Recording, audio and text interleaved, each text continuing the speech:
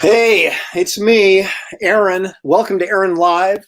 I'd like to say Shelly Showtime was with us, but she hasn't shown up yet, but she might drop in at any time. You know, Shelly, she's very unpredictable.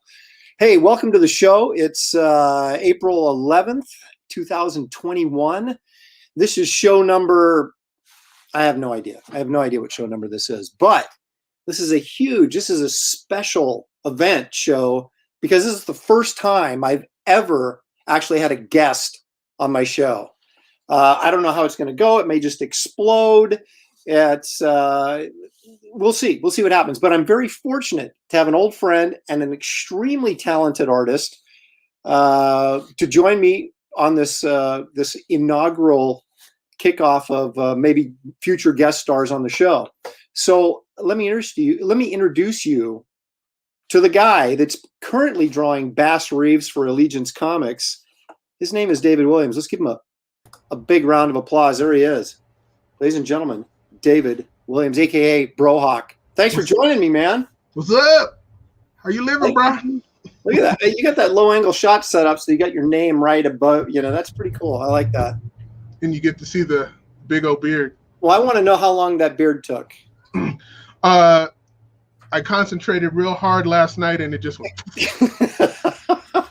So you're saying that's not a lockdown beard. That's just a concentration beard. Yeah, pretty much. Just all the concentrating on this Bass Reeves book just made it just boom and grow. See, I keep shaving mine, trimming it, crop there so it doesn't get too out of control. I haven't gone the Moses beard route yet, but yeah, that's what I was trying to do. I was trying to get the Moses action going. Yeah, but do you ever get like food caught in that beard or anything like you're eating or whatever? Yeah, that's what I have leftovers from. You just comb them out onto the plate the next day. Oh, that's pretty awesome. At it, I need a snack. Practical. All right, so I got to keep making sure I keep leaning the wrong way and I go off camera because everything's opposite. They got okay. So David, I first met you or first heard of you from our mutual friend Gary Martin, the inker, and it was during our Malibu Ultraverse days when I first became familiar with your work. Now, tell us a little bit. How did you get involved with Malibu? Because that was way back in what, 93-ish, 94? Yeah. It was Hank Canals who got me some work there initially. And well, did he come looking for you? Did you go looking for them? I mean, how did you guys connect? Just make something up if you don't remember. It was a real casual thing. It's just he was a friend of Jerome Moore's, and I met Hank like years and years ago at a show like when Image was like literally first starting, and he came up to me and said, "Hey man, your stuff is great, and I want to write something for you." That never happened, but we stayed in touch, and I thought he was cool, and I didn't know he was a friend of Jerome's at that time. And then later finding out that they were close friends, and then we're like, "Hey, your mother's named Martha too? Awesome!" So we all became friends, and that's how that happened. And I just happened to get some work that way. Did you actually do any interiors at Ultraverse, or were you just doing covers? I think I did. Yeah, I did something for Freaks. Oh, did you? Yeah. I didn't finish the whole thing. I probably did, but it looked really crummy. Was that your first work? My first work ever? Yeah. Well, comic work. Oh no, not at all. I was doing work way before that. Where at? DC, and I also did stuff. I did the Jaguar for Impact Line. Remember? That's right. I remember that. Yeah. Yeah. And the Freaks thing, I think I was doing an issue because I think Ben Herrera was doing the book. That's right. And then I came in and I think I did a fill-in issue that was terrible. He was much better at it. And but yeah, I started in comics like in the 80s, you know. not in the 90s. Yeah, it's probably around 87. Yeah, 87, 88. You're not older than me. How old were you when you And started? it has nothing to, I was real young. I was 17. Oh, really? Yeah. And I did some freelance stuff before that too. I was working with I did some stuff for Derek Robertson's book, Space Beaver, for It's Not What You Think. But it was a really cool comic. It was ahead of its time, you know. It was like right at the time when, you know, Ninja Turtles was just coming out, and he had his anthropomorphic, you know, little characters that kicked ass, you know, which should come back and they should make a cartoon of, because it was a fun book. And then after that, I did independent comic, Tommy and the Monsters, and Arthur Adams did the first cover for it. Yeah, I remember that book. Yeah. So you were like Jerome. You guys were like prodigies. You guys were like 17 or 18 years old and doing professional work. I wouldn't call me a prodigy. I think I got in with luck. It was pure luck. Well, you had some talent to get in. You know, of course. But, you know, looking back, I wish I wouldn't have gotten in when I did. I wish I would have, you know, held back and waited and actually did a creator-owned comic like Mike Allred or someone like that, or you know what I mean? And have them come to me instead of me going to them. Right. All right.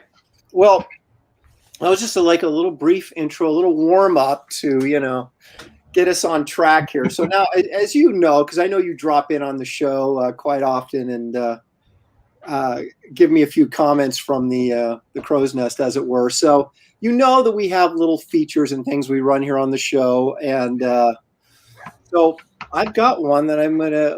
Well, actually, Shelly she's not here to remind me to do this, but she always gets on my case about check the messages. So let me do a quick before we jump into this first segment. Let me take a quick look and see who's here. Okay. Paul Brillhart is here from the Bay Area. Fly Fox Pro Angelo Caranco is joining us again. Wait a minute now. This guy's ready to go. Look at that. The guy comes prepared to enjoy the show. Jason Mazar. This guy gets a lot of commissions from me from Australia. We are spanning the globe. When I told you you'd get eyes, David, on you, this is the show, man. I mean, okay. Australia, you kidding me? Andy Smith.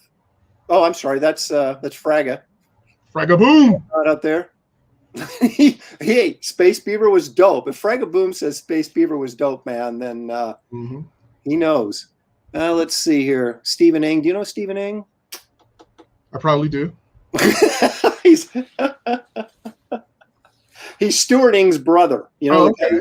Has the books and everything. Yeah. Yes. Yeah, okay. I know Stuart real well. All right. Okay. So we have a healthy crowd in here, so that's good. So let's jump in on our first feature that I like to call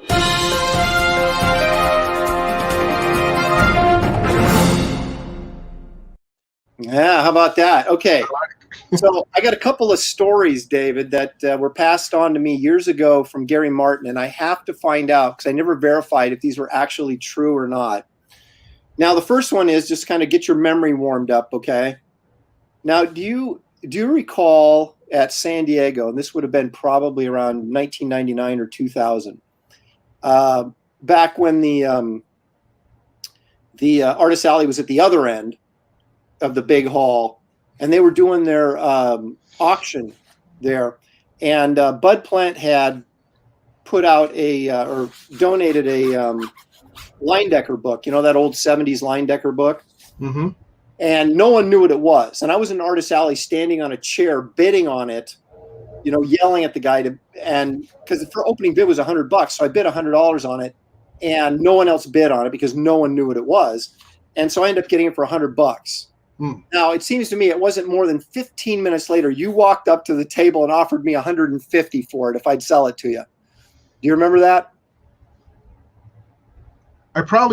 It sounds familiar. Okay. And I probably did. It sounds like me. Okay, I'm just getting you warmed up. Of course, I turned you down because I still have the book. I was like, that was an expensive book back then. It's now that it's been reprinted so much, it's not that big a deal, I don't think. But at the time, it was quite the thing. We were all trying to get that Leyendecker book. Mm-hmm. All right, now here we go. Here's the first story that Gary told me. All right.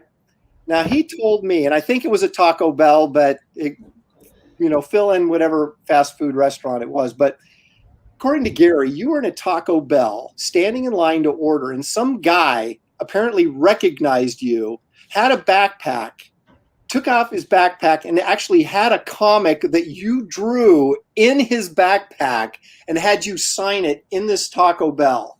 Does any of that ring a bell to you? No. No. So could it be true, or just you forgot about it? No, it could be true, but it just doesn't.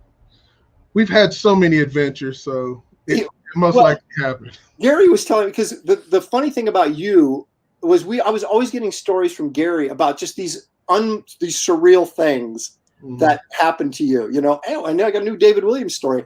And when he told me that, I was like, how many times have I been in a fast food place and no one has ever said, "Oh my gosh, are you Aaron Lopresti? I just happen to have a copy of Wonder Woman. Will you sign it?" But that's funny. According to the story, that's what happened. So I wanted to get that verified, and I guess we'll just have to take Gary's word for it that you told him that at some point.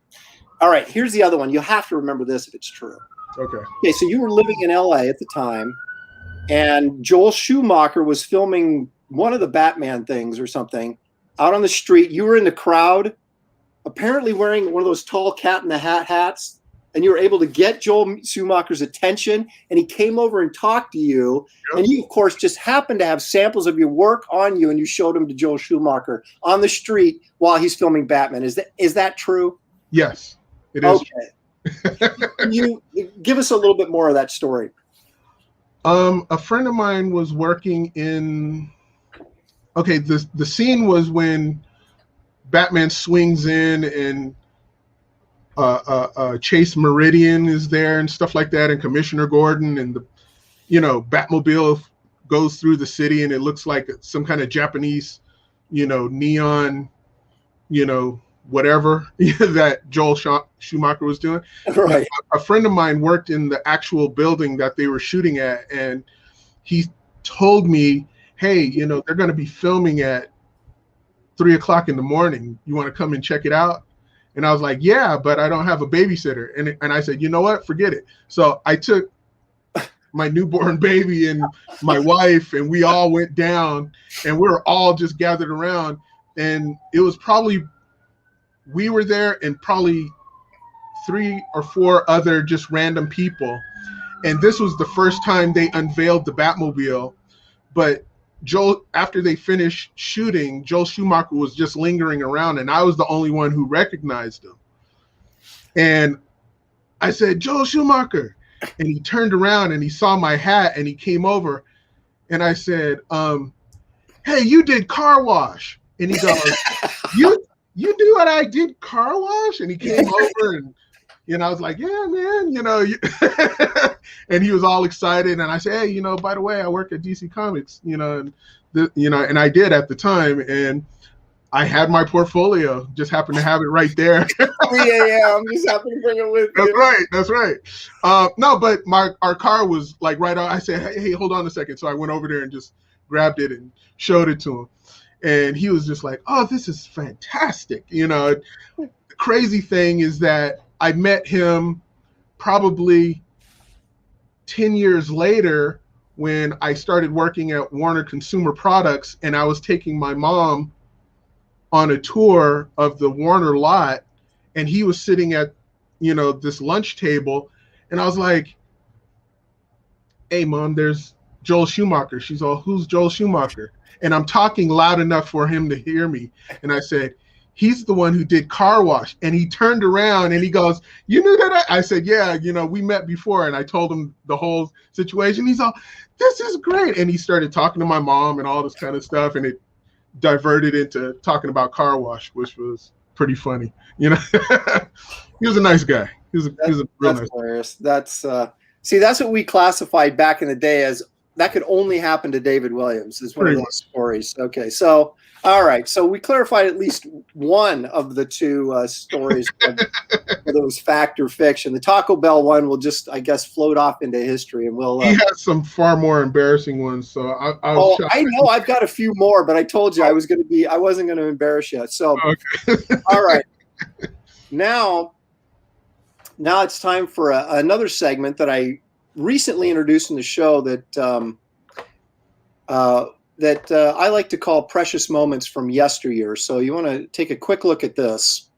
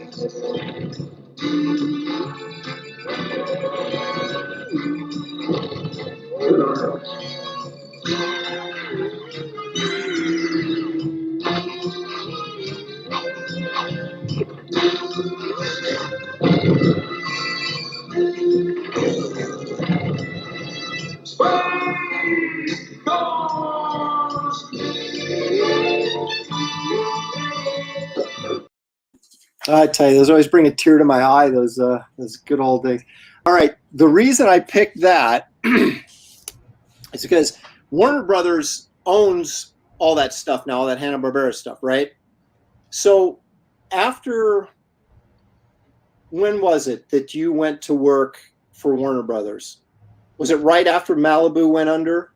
Yes, pretty much. Well, no, after that, I went into animation at Warner Brothers, and I went to Sony and some other. When you say animation, what were you doing? Character designs. Okay, and I did some storyboards here and there, but mostly character designs. Now, was it you, or was it Jerome, or was it both you guys that ended up in merchandising? Was that just Jerome, or did you do that too? It was Jerome at first, and I was trying to convince him to come into animation, and he wouldn't move, right? Because he had a cushy job, and I didn't know what it was. You know, I just knew that he had a job, and it was an in-house job, until I went to oh, look at Scott Benefield, look at the man. He invited me over to see where he worked, and then that made my head do a 180, and I saw the work that he was getting to do. I'm like, man, I want to work here, you know.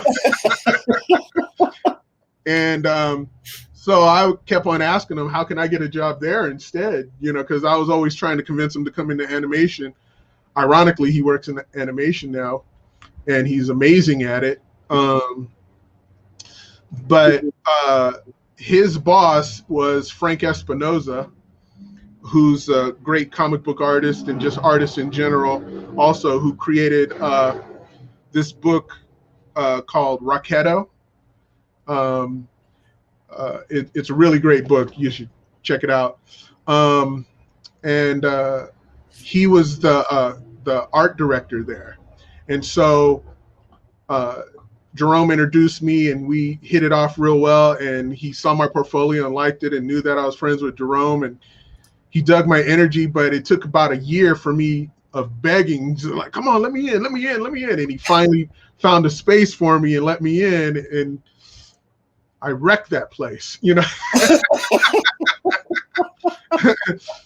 I'm telling you, the place was like a library. When you would go in, it was just quiet and serene, and you know, you wouldn't hear anything above a certain octave. As soon as I got in there, oh man, I turned their conference room into like a table tennis tournament place, and we were playing video games, Soul Calibur competitions, and we were getting loud, obnoxious, and it was me and Jerome we couldn't not compete against each other. So we both had Nerf hoops in our respective cubicles, and we would shoot baskets, you know, in each other's hoops and stuff like that. And we would have a contest, like whoever made, you know, 10 in a row, it means that I own your hoop. So Jerome kept on getting 10 in a row in mine, you know, so I would get 8, or and so he put a sign over to the backboard of my hoop, Jerome's house. And I was like, so I had to live with that in my cubicle for I don't know how long. So it sounds like you guys weren't doing much work, is what it sounds like. No, it was crazy. We did plenty. But when we had those free breaks, we were children, you know. Yeah. You know, it kind of reminds me of the old story that Chuck Jones used to talk about when they were working at Warner Brothers. Is they would they had this system rigged up. Whenever Schlesinger would come over to check on them, I mean, they were working diligently all the time, right? But then as soon as they saw the Schlesinger alert went on, they would all start screwing around, put their feet up on the chair, not work. And then Schlesinger would walk in and they were never doing anything. And that was kind of a joke they always played on him, because they were working all the time, except when he came to check on them, they made sure they weren't working. So I'm sure he had probably wasn't that bold, but. Yeah. Oh, we were pretty crazy. We did some outlandish stuff. We were probably bolder than anything they ever did. But I got a funny Chuck Jones story. All right, lay it on me. It happened at Consumer Products between me and Jerome. He was invited to come over and do like a demonstration and talk about his life. And this is when, I think it was a year before he passed or something like that, something akin to that. And they had like a screen projection for him to do a little drawing and stuff, but he hadn't come in yet. And we were all sitting down, and this was at the Warner lot, and they had the big screen where his art would be projected on it. And Jerome foolishly said, I bet you won't draw anything on that table. And I went right over there and I said, oh yeah, he said, I bet you $100, right? I would have taken that. Look, listen, all the executives were there. These are Warner executives and all this kind of crazy stuff to welcome Chuck Jones. So I went up there and I just started drawing, and I drew a Batman real quick and stuff like that. And everybody was looking and laughing. And I said, give me my $100. And the executive's like, who are you? I'm like, oh, you know, I work for Consumer Products.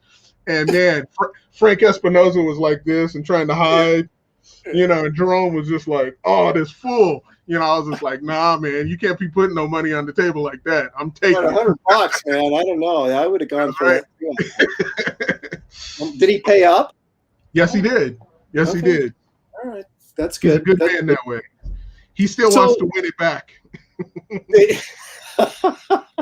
20 years later, I still have that $100. So did you guys work on any of the Hanna-Barbera stuff when you're doing so you did, because the reason I asked that is because you corrected me. Well, last live stream you had suggested in the messages that I should draw a Space Ghost, and then were telling me why he had a symbol of his face on his chest, and I'm like, okay, you must have some experience with that Hanna-Barbera stuff. Well, I had to do Space Ghost. I guess there were model sheets for Consumer Products for the people who put their characters on product, and they couldn't break certain rules. So I had to draw what the standard of Space Ghost would look. So I had to come up with a myriad of different poses for them, and, you know, keep it within the okayed Hanna-Barbera style. It wasn't quite Alex Toth, but it had a much thicker, lush ink line on it, but it still felt like Hanna-Barbera, you know. Right. And so I had to dive deep into a lot of those characters, Warner Brothers, Looney Tunes characters, Hanna-Barbera characters. I worked on Iron Giant. Oh, you know, Jerome did the main Iron Giant robot because he's such a fine technical artist. Right. And he did some cleanup on some of my Hogarth art that was Also, me cleaning up Dan Haskett, who's another great artist, animator, character artist, storyboard artist, amazing talent. And then we worked on Wizard of Oz, Harry Potter. Really? Oh yeah. So this is all for like T-shirt designs and different ways they would use the characters for promotion and merchandising, right? Yeah, they put stuff on toothpaste, make coloring books, do anything you would see those types of characters on product.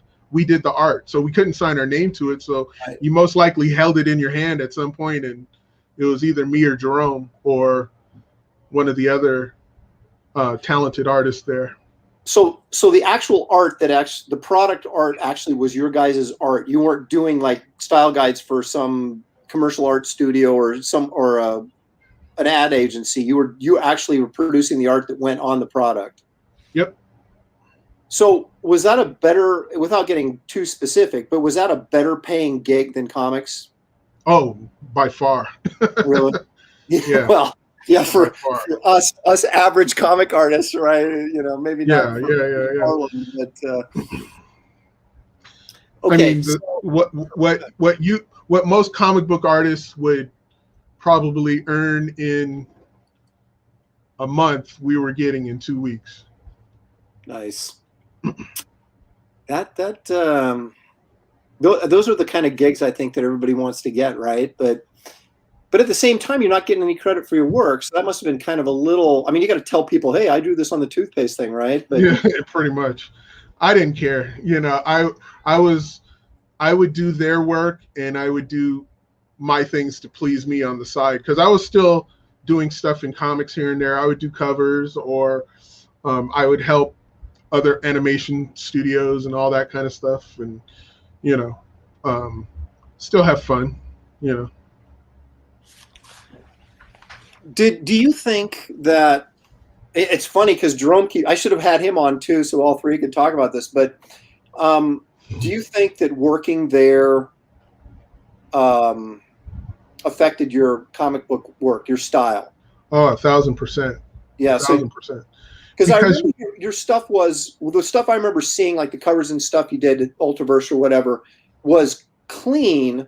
You know, but it wasn't. The stuff I see you doing on Bass Reeves, which we'll talk about in a minute, seems more animation influence. There's more animation influence in that. So you think that doing that stuff did transpose itself over onto your style in comics? Yeah, 1,000%. I used to always try to convince comic book artists that I knew, hey, get out of comics just for a little while and go work in animation, and then come back to comics, because your art will change for the better, because you'll understand how to squash and stretch your characters and have them act better, and even tell story better if you became a storyboard artist, or if you became a character artist, how to refine things and how to simplify and how to, you know, get to the essence without, you know, kind of killing yourself with rendering to try to please people and stuff like that in that way. But working for consumer products is different from working in animation. Working in consumer products, you're called to draw like a whole bunch of other people other than yourself. So you have to humble yourself to that idea that they're not looking for you. They're looking for, you know, the guy who created Scooby-Doo Ewo, and they're looking for, if space goes, Alex Toth, you know, but with a certain line weight. So they're very specific, you know, and you're called to take yourself out of the equation, but you still use your talent to find that other person's, what took them a lifetime to learn. You got to learn it, you know, in a day or two, you know what I mean, and figure it out, you know, and meet these deadlines. So now your brain is working on a whole other level, you know. So I think I could emulate almost anybody's style, just given the chore to do it, you know what I mean. So you start breaking people down, and what are their lines and their habits and stuff like that. And then when you take that away and then you're called to do your own page, then you could be the sponge and say, okay, I'm going to squeeze this out and I'm going to extract what I liked from that and put it into my stuff, you know? No, because I spent, I don't know, 2.5, maybe 3 years in commercial art before I got into comics. And that's basically what you're talking about. It wasn't animation necessarily, but if we had to do an ad or something and they liked a certain illustrator or cartoonist style, we'd have to ape that to do the piece. And so I know exactly what you're talking about. You must have done, while you're working there, you must have done some Looney Tunes stuff, right? Mm-hmm. So now for me, when I look at Looney Tunes stuff, I mean, obviously, if you look at the cartoons, the different directors, Chuck Jones, Friz Freleng, all these guys had sort of a different take on the character. But what they produced for house style for you guys was not was something different, right? I mean, it wasn't necessarily based on, I mean, clearly it wasn't Chuck Jones. When Warner Brothers does its standard Bugs Bunny or its standard Daffy Duck, Mm-hmm. right? So that stuff that was, do you happen to know where that look came from, their merchandising look for those characters, how that was evolved from, or was it just presented to you guys and said, draw it like this? I mean, it developed over years, but Frank Espinosa is the guy who extrapolated from all of those people to come up with a general look. But he also had like 3 or 4 other artists there that worked mainly on the Looney Tunes. I got it like spillover if they couldn't do something, right? And they could hone in on it looking exactly like Chuck Jones if they needed to. Right. And there were occasions where they did need to. Okay. But the house style was an amalgam of the artists that Frank cobbled together and they pinned it down. It wasn't just one, he said, okay, I like what you did. Now bring that over here and I'm going to draw over it again. And then you take it and you're going to draw over it. And it was that type of thing. And then they found it and they, okay, this is what it is. Okay. You know what I mean? And they figured out a ink style because they were, they had a hand inker at one point, Patrick Owsley, who inks so tight that you think it's a computer. He's tight, right? And then they went to digital. So the digital people had to figure out how to do the line weights that Patrick was doing. You know what I mean? Mm-hmm. So they had to take all of his stuff and figure it out. And Patrick never learned the computer. He said, I'm still doing it by hand. Right. I love Patrick. He's an amazing artist.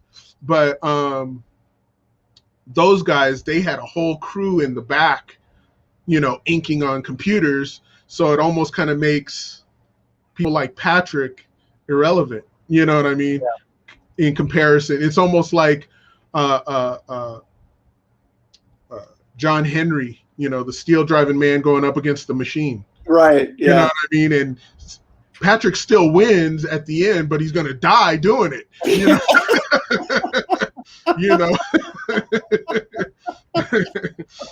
I admire his tenacity. So. Oh gosh, that's funny. Someone is telling me to check my chat messages, which apparently is on Facebook. So I'm not good at multitasking all this stuff. So apparently everybody's watching us on Facebook, and that's where all the messages are coming in, I guess. Let me jump around here a bit and see if I can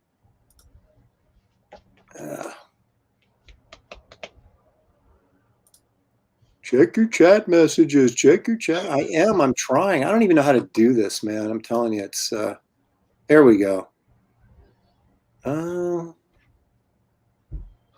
don't know. I'm not seeing anything. I didn't see on the others. I don't know what these guys are talking about. I am not, I shouldn't be doing my own show because I know just enough to turn the machine on, and then everything else is kind of like, what the heck? So anyway, as I'm being warned to check my messages, I can't get into there's nothing in my Dropbox either, by the way. I went and checked that. What? It says go to folder. You sent me this thing. I'm going to folder here. And okay. Oh, it's sent a okay, I see. All right, well, that's something else I'm screwing up. So, Man, I'll get this figured out, man. There's always. Oh, see, wait, hold on. if we had hooked up earlier, well, because my Dropbox is set up as aaron@aaronlopresti.com, and I gave you my other email address, but it all's supposed to go through the same mailbox, so it's probably stuck in. Just a second here in my spam folder, my clearance to get in. This is the stuff people love, is when, you know, the show comes to a grinding halt so I can figure out my tech issues. And see, that's why it's better when Shelly's here, because she can work on this and I can keep talking. And I'm just like, I had no freaking idea what I'm doing here sometimes. All right. I just sent you a message so you could get it directly. On Facebook? Yeah. All right. Oh, okay. There it is. All right. Oh, okay. See how easy that was? All right. Oh my gosh, that's cool. Oh, that's cool. Should I share some of this stuff? Because it's all cool. Yeah. I got to download it first, though, don't I? I guess so. Yeah.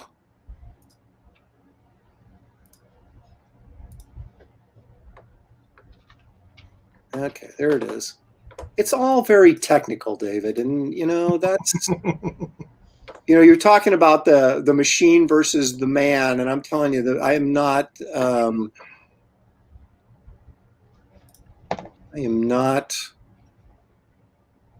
the guy that I should be able to. Oh, okay, I see what I'm going to do. All right, that's my dog on cue wrecking the show. Like I'm not wrecking it myself, right? We're all dog lovers here, so it's all good. Okay. Where's my wife when I need her? Shelly! Yeah, she was like taking a nap because she was crashed. All right, we'll get to that stuff later. There's some really cool stuff by David. At some point during the show, I will show you. Okay. Right. So now that I wanted to get all this sort of backstory out of the way, because I know we're always talking about currently what you're doing, but I found that, you know, I haven't had an in-depth conversation with you for a long time, and I was really curious about your work at Warner Brothers and stuff, because that's obviously something I never had an opportunity to do. So I always thought that was kind of cool. So you guys would go on the lot every day and just sort of go into the studio there, and because I went and visited Bill Stout one time on where was he at? Must have been Universal, because he was working on some stuff for Spielberg, and Terry Dodson and Rachel and Shelley and I went down to LA like in 96 or 97, and just for a weekend we went down there just to buy movie posters on Hollywood Boulevard when they still had the shops there, and of course they don't anymore. And so I told Stout, I said, hey, we're going to be in town. Can you get us in, show us what you're working on? And so he, we went in. I had to be in Universal because he was working on, I think they built one, like an arcade, like these super high-end arcades that Spielberg was going in. Not just Spielberg. What was the company he had with the three guys? DreamWorks? DreamWorks. Yeah, so it was for DreamWorks, but they were designing all these like super arcades they were going to put all over the country, and I think they ended up with one in Seattle, but that was about as far as it went. So Stout was designing the interiors of these things, you know, and it would be like, you know, big old monsters and, you know, pillars with carvings in them, just really kind of cool stuff. And so we went on the lot and checked out what he was working on, and of course went to the commissary where we ran into like a bunch of actors who were working on the show Weird Science, the television show. And I remember I was talking to the girl that was on the show, and then there was like a couple guys were on the show with her right behind me, and my wife is chatting them up, you know, and she had no idea who she was talking to. And I finally go, you know, these guys are on the Weird Science TV show. What? You know, and so it's pretty funny. she'll talk to anybody. It's like my dad used to be, man. He would talk to anybody at any time, at any moment, and it usually was the wrong time and the wrong moment. But so yeah, we used to sneak on the lots when I was in film school.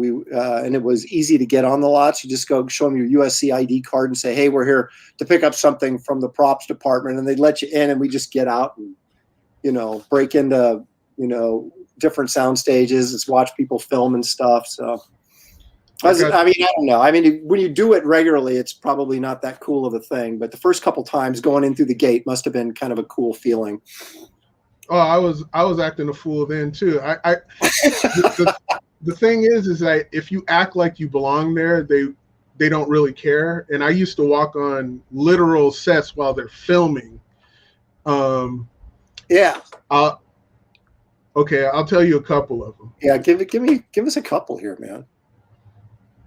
Well, before I get into the actual movie sets, I used to play basketball with George Clooney when he would take breaks from. Really? Yeah. When he would take breaks from shooting ER and shooting Batman and all that kind of stuff, they built like a basketball court behind the commissary, and I used to go play basketball with him and stuff. So that happened about 3 or 4 times. He was real cool. And one time, Jerome brought his sister on, and I was walking them through and walking her through, and George Clooney's trailer was right there, and he was right there sitting in the trailer, and I was trying to push her past, like, "Hey, let's," and she's like, "Oh, George Clooney," all of it. But, hey, he was real cool about it and stuff. Like, "Hey, how's it going? What's your name?" And blah blah blah. He was a really cool dude, and but as far as movie things, the first big one the set I walked on to was Sam Raimi's Spider-Man. And they were filming this bank robbery scene where he goes in and he's taking pictures of himself stopping these bank robbers and stuff like that. Right. And on the other side of that shot, they were gonna film that rain scene where he's saving Mary Jane from the robbers and stuff. Right.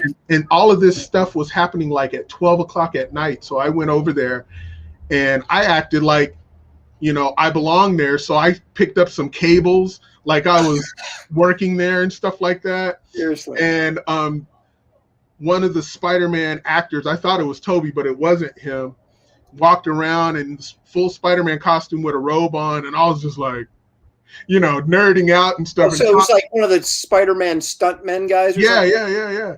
And this was the first time anybody outside of the movie is seeing this suit in person.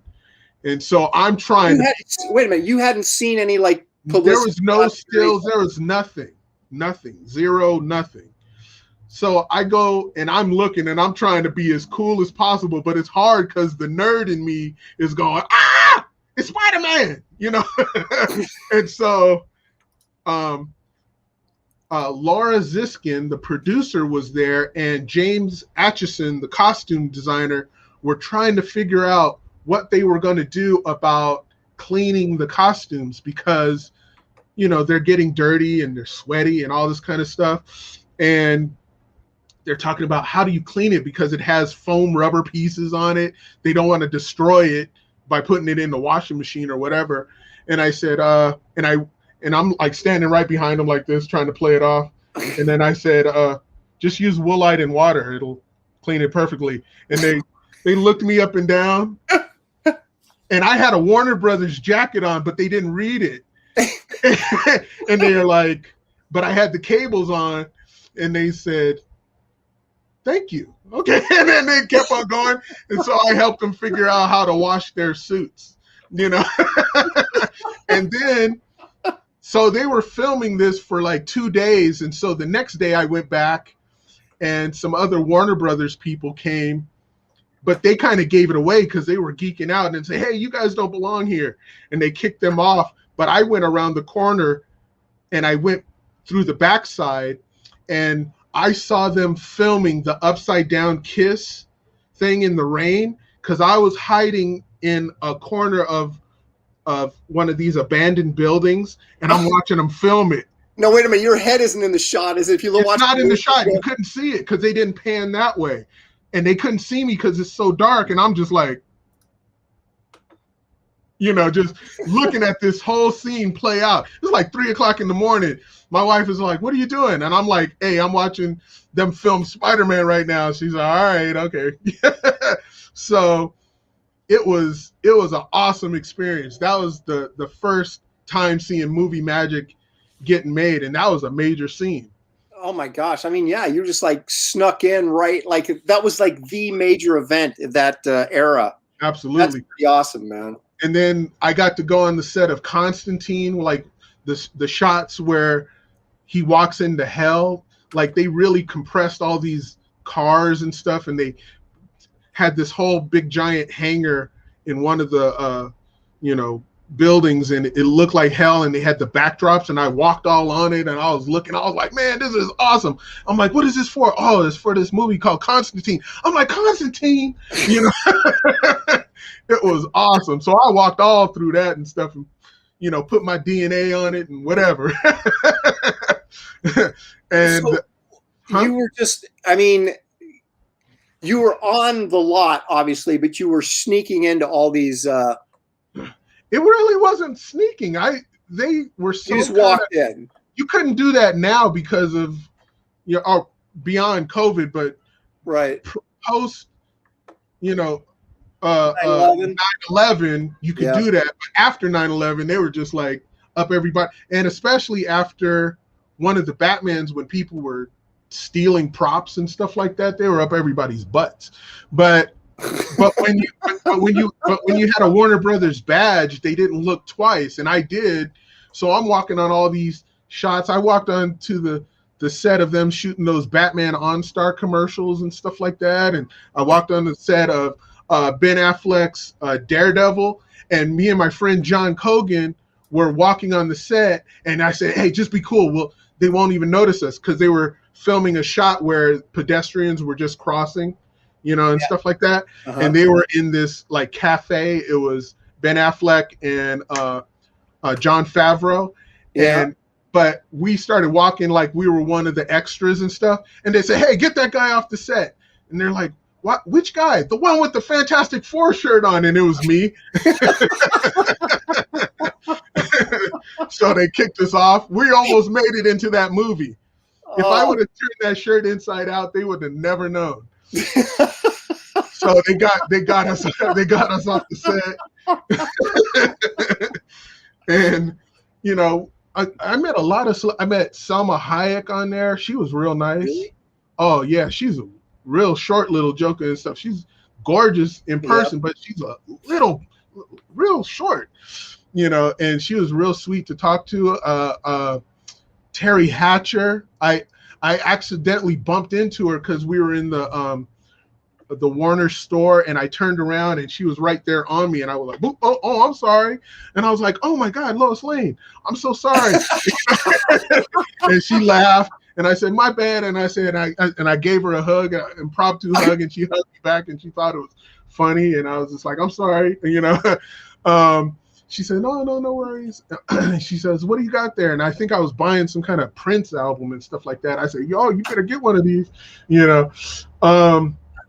Who else? I met Dean Cain. This is what I'm talking about when I say David Williams stories. These are stories that only you happen to you. It's amazing to me.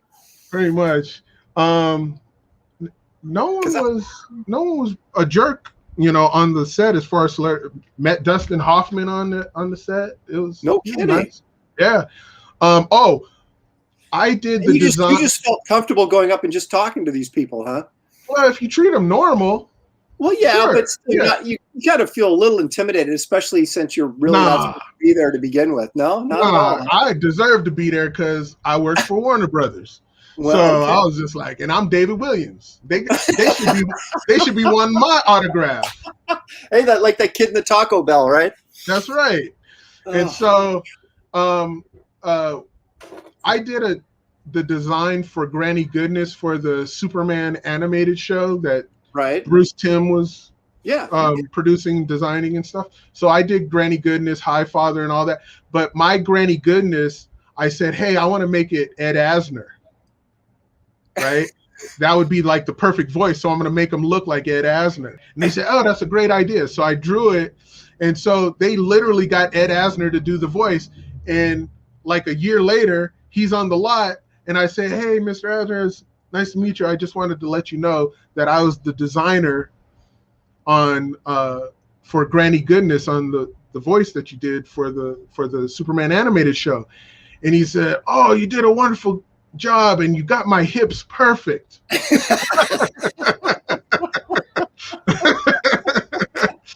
So I was just like, all right, I did my job. So it was pretty cool. Oh, so okay. So tell us about the Spider-Man drawing. What the heck was this just for the heck of it, or was this for something in particular? Yeah, that was just for the heck of it. I got Kelsey Shannon, the amazing colorist, to that is a nice job. Breathe some life into it and give it a little bit of that energy to make it look like he's really booking through the city. Mm-hmm. Now, do you ever do any of your own coloring, or do you always just stick to the black and white? If I do coloring, it's usually by hand. I'm not a digital person at all, so I'll just do it by hand. Well, I know I've got your sketchbook from several years ago. Mm-hmm. The one where you have the Brohawk cover or whatever, with you got the Wolverine, the paintbrushes as Wolverine class. Weapons of choice. Yeah, exactly. And so all that stuff, as I recall, and there was like colored with marker and stuff, the color stuff that was in there, right? So those were all commissions or something, I assume. Yeah, a lot of them. Yeah. Mm-hmm. But you don't do any digital coloring, huh? No, sir. Oh my gosh. David, join us in the 21st century. I am like the biggest dinosaur in the industry, and I do digital coloring. I know. I got to step up my game. I know. I mean, there's just no excuse. If Aaron Lopresti is doing it now, I know I got to. Right. If that old guy, Lopresti, is doing it. All right. I had some. Oh, okay. So I want to jump off to one more segment here before we get to the drawing portion of our show, which I promised. I got to find the right button. I've got so many of these now. It's like I said, I need my own producer. But okay, so this is a segment I introduced, I don't know, a couple shows ago. So let's watch your monitor here for the.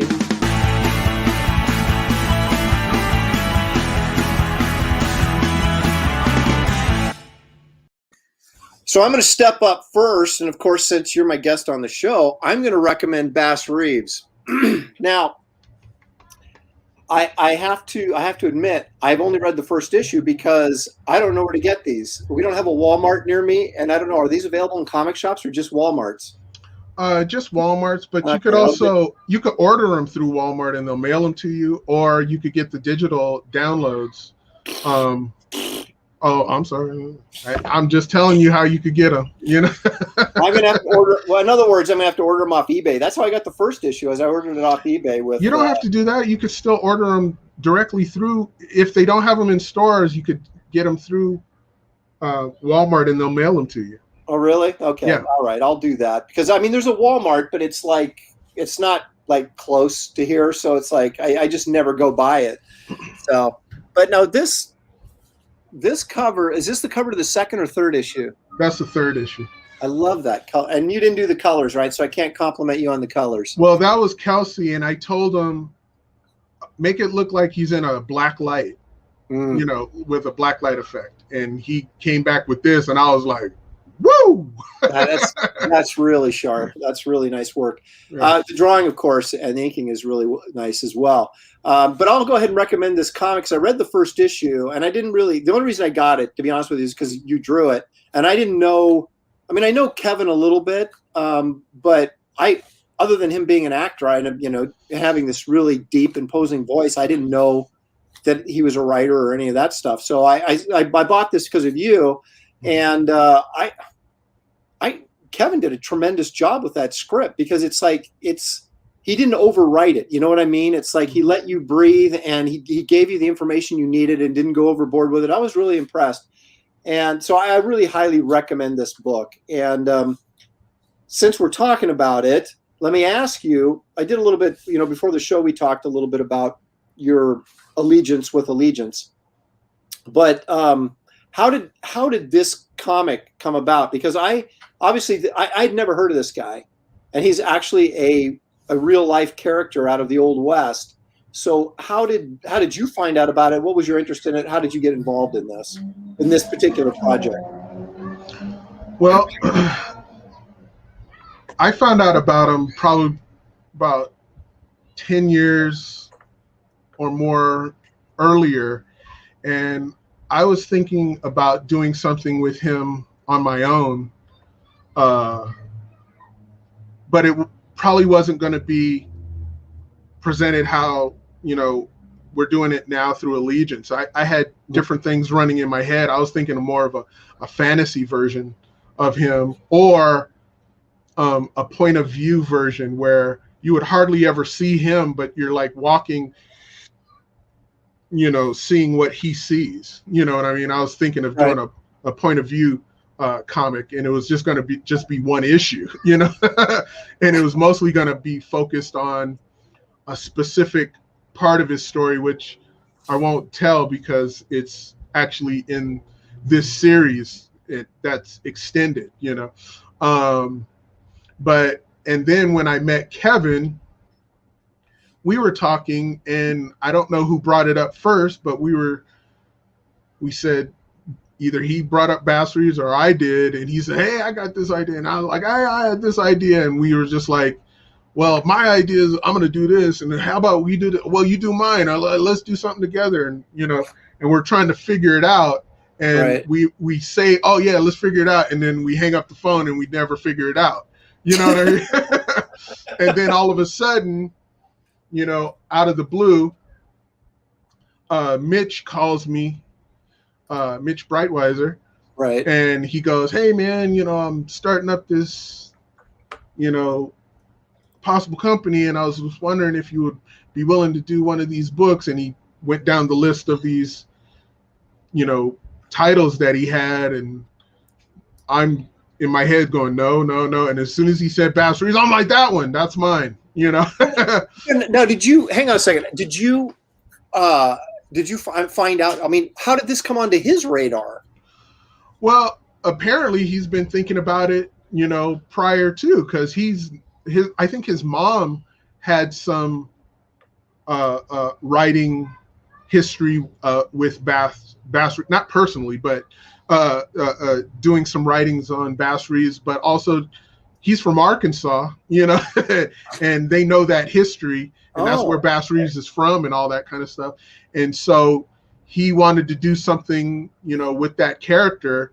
And, I was just like, yeah, because my version, if I'm doing it out of pocket and hoping that somebody will potentially pick it up or do it, or, if I crowdfund and someone does, funds it, but Mitch already has the funds and said, "Hey, I want you to do it with us." And I'm like, I'm with it. And man, that's almost like divine intervention, isn't it? I mean, it's kind of like, I think so, and Kevin wasn't attached to it at that point, and Mitch was considering some other writers, and I was like, no, because I wanted to write, come up with the story at one point, because I told him my story idea and he liked it, but he had some other story writers potentially, and I was like, no, I want Kevin to write it. And he goes, "Hey, I know Kevin. Yeah, why don't you ask him?" And I got Kevin on the phone and said, "Hey man, here's our opportunity. It's right here." And then we got all hooked up, and the rest is history. Wow. That's amazing that would be like something that you were interested in working on a decade ago, and then just Breitweiser just, "Hey, by the way, you want to work on this?" You're like, yeah.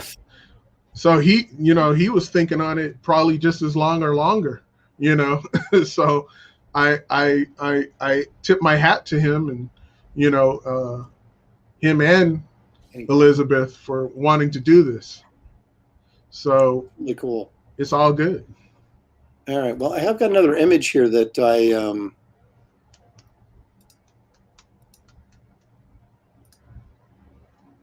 Why is that not? Okay. It only let me share one image at a time here, so I have to close the other one out before I can open a new one. And I saw this in your folder. I thought this was pretty cool. Now that you did hand color, right? Yes. Yes. So what'd you use here? Markers and colored pencil, or is that what do you got going on there? Yeah, that's just all Copic markers. Oh, it is all. Yeah. So is this a commission? Yes, that was a commission. So are you currently taking commissions?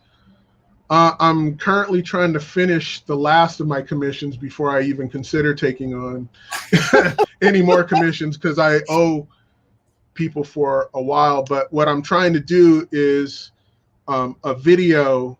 I was even calling you, how do I do this video thing, and toggle between the things. I want to do a video kind of tutorials so people can understand how I get from point A to point Z, with these pieces. And I wanted to use my last 4 or 5 commissions as these examples of how to do these color commissions. And so I'm still trying to figure out the video aspect of it. Yeah, it's the technology is our downfall, man. Yeah. What size is this? The original? 11 by 17. Okay. So do you have like have you like published prices? Is that something you openly talk about, or is it something you like to keep under wraps until someone actually contacts you about it? No. I think that was $500 or $600, something like that. Seems very reasonable. So you're probably going to get a bunch of people contacting me now about commissions. So you can thank me for it, right? Yeah. The answer would be no right now. So it's going to be a while before I take on any commissions. I got a book I need you to do something in, but I haven't run into you since I started the book. I mean, I think I saw you at San Diego I hate to think that it was 10 years ago, but maybe. Well, when did you do that sketchbook, that hardcover sketchbook? How long ago was that? That was probably about 12 years ago. I think that's the last time I saw you, like in person. Yeah. Because you're not a guy that frequents shows that much, or at least San Diego, or at least the same ones I do. I do good at shows, but I don't know. I don't have a real passion to keep flying out to these places, and. Now, is that an old age thing, do you think? Because the older I get, the less interested I am in actually, flying. No, I felt like that before. It's just, oh, really? It's like you're going there, and then you got to perform at a certain standard and level and all this kind of stuff, and that kind of stress. And I'm like, that's why there's people who get sketches from me at shows, right? And then and I give them the option. Either I could finish this here at the show and you'll get it and it'll be at whatever standard it is, or you let me take it home and it'll take a while, but you'll see the difference. You know what I mean? Well, but what I've always done is charge. I mean, I charge more for home commissions than I do at the show, because obviously anytime you're at home working on your drafting table, it's going to be better. No, I don't, because I know I'm taking longer, and they want to see it yesterday, and deservedly so. But also, the real work is, saying, hey, you owe us 20 pages by, in 7 days, that kind of thing. So now, this is a cool piece. Was this another commission piece, or was this yeah, that was another commission piece. Oh, that's cool. I like that a lot. Thank you. Yeah, I'm definitely gonna have to. If I ever see you again in person, I'm gonna have you do something in my book. You got it. Oh, that's nice. So this again is all markers. I think the only thing that's not marker is the snowflakes. Yeah, yeah. I can tell that was because you did some splatter on that. Yes. And, did you use Pro White on that, or is that that's not a pencil? That's use like Pro White or something. Yeah. Like yes. No, that's acrylic white acrylic. Oh, okay. Cool. God, that's nice. Like that. No, I've always been a big fan of your stuff, obviously. Okay, so I got another one here I want to show real quick. Now, did you prepare yourself for to give us a comic that you recommend? I gotta look over here real quick. Well, that's all right. We're looking at your Captain America. I'm giving you a few seconds here while I. All right, you go look at that stuff. We'll look at this Captain America piece here. Now, this is interesting because those of you at home will notice that if you look at close at this, that this gray area in here, that is definitely black pencil. And I'm going to assume that that's a black colored pencil. Obviously it is. Over the top. So you laid that black colored pencil over the after you did the coloring, right? Wait, I didn't hear a word you said. Say that again. Okay. The black colored pencil shading you did on this? Yeah. That's colored pencil, right? Yeah, that's Prisma pencil. Yeah. But you did that over the color, right? No. Kelsey colored that after. Oh, okay, so this is digitally colored. Yeah, that's over good. Your ink, and then the yeah. We used to do that a lot in commercial art. I'd ink something, and then we'd go in with a Prisma black color to get that kind of shading for like grayscale stuff. I haven't done it in comic work, I don't think, ever, but we used to do that all the time though, back in the day. Yeah. The only reason I did those particular pieces was because I bought some board that had this pebbling on it. And I didn't necessarily like it for inking pages. So I said, I got to use this somehow, some way. So I just did those pieces just to use the paper. You know, I didn't want that tree to die for nothing. I found that I did some pieces, just some illustration pieces for my own, whatever, on watercolor paper. And when I was trying to get more of a kind of a Frazetta look to stuff, and I found that really fun to work on.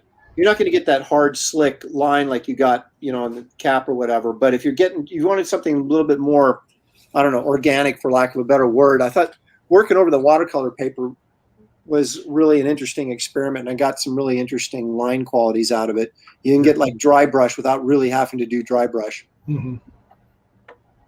Oh man, this guy right here. See, we had did you tune into our cake show like 2 weeks ago? Yeah, I was there.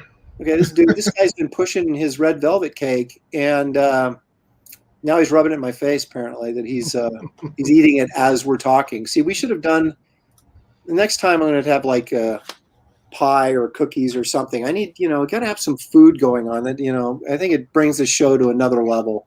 You're going to turn into an AMSR video. Exactly. All right. What comic do you have for us? Recommend a comic, David, that we have to read. All right. I think the last thing I got was this collected edition of Silver Star, Jack Kirby. Whoa, wait a minute now. Silver Star, what the heck is that? Why have I not heard of this? It's all his like pencils and stuff like that. Who did he do this for, or what was his original intent to do this for? Because I remember the Fighting American, but I don't remember Silver Star. I can't remember what this was. I just from Tomorrow Publishing. Well, yeah, that's who put the book together, though, right? Yeah, but I'm wondering where that stuff, who the original publisher was going to be, if that was something maybe he was going to do himself. Probably so. I didn't even read it yet. I only looked at the pretty pictures. I don't care about all that backstory garbage. Well, come on, it's the history, man. That's pretty cool, though. I was completely unaware of that book. History schmistry. So Silver Star is what we're looking at here, and it's got all this. None of this is inked. It's all his pencils, huh? There's some ink stuff in here, but the majority of it is pencils. Like now, is there word balloon? Is it just the art, or is there actually word balloons there? You can read. No, there's word balloons. Okay, I see. I got you. Pacific Comics, right there. Pacific. Where? Right there. You opened it up to a cover on the right-hand side of the page. Pacific Comics. Yeah, that's right. My bad. So that had to have that had to have been early 80s, right? Yep. But I wonder if they never published it, because I don't remember that. And I'm a good 4 or 5 years older than you, so I would have remembered that. You might have been too young. No. I was getting Jack Kirby books inside the womb.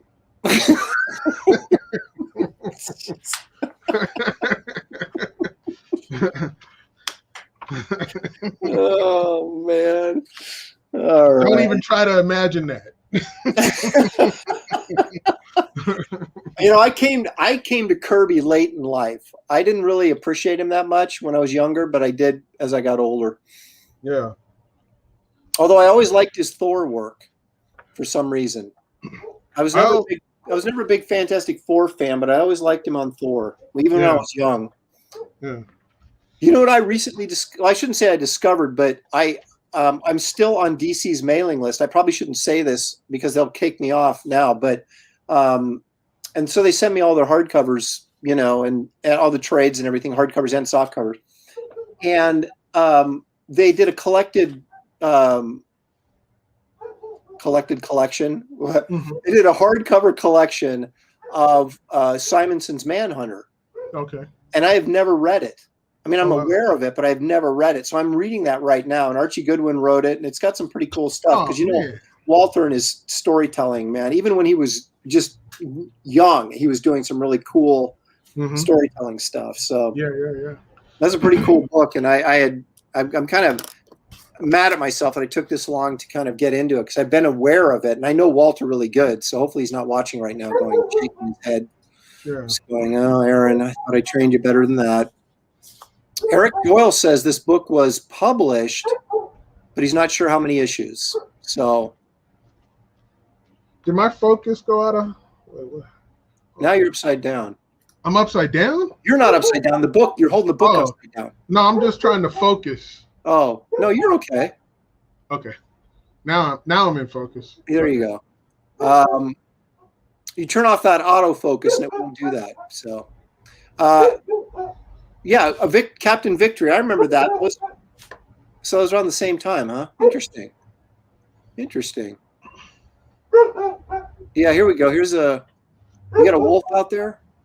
I was over at Dave Olbrich's house years ago, like shortly after Malibu days, right? We were having dinner, and there was a freaking coyote, like going right down the middle of his street as we're looking out the window going, yeah, this is a safe neighborhood. Yeah. We're going to go out there and get eaten by a wild animal. Yeah, don't have no cats or kids out there.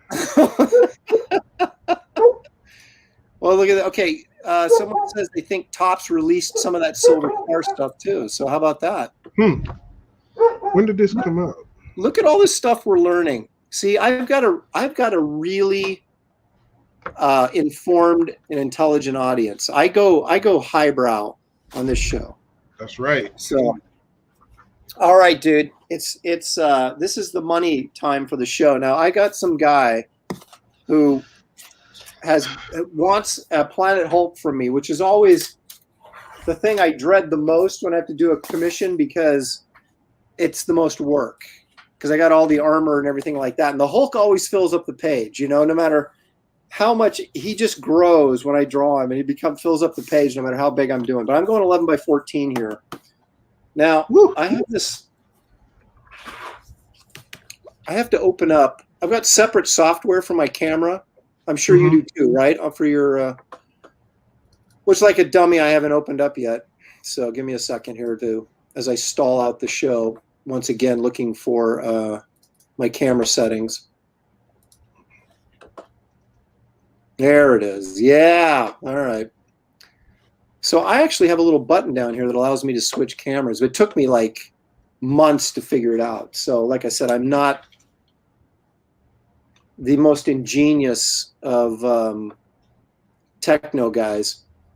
But we're going to be looking at you drawing, but you're going to be upside down. Is that what you're telling me? Pretty much. I'll figure it out. Something. As long, okay, what we'll do is when we start drawing, then every once in a while I'll go, hey, David, flip that around so we can actually see it, and I'll have you pause for a moment and flip it around. So I'm going to go Planet Hulk. What are you going to do? I don't know. Right, I'm your guest. Well, I'm not going to force you. It's just it's not a competition. It's a friendly. Well, I guess maybe it turned into a competition, but it's a. We would only compete on the basketball court years ago. That's. What's funny about that story? To refresh everybody who doesn't know, I've told this story I think before, but you, me, Gary Martin, who actually played some ball in junior college, and Jason Pearson, and I don't know. When we went and played in the gym, we played the Image guys. I know Jerome was there for that. I don't remember if he was there for this pickup game on that outside.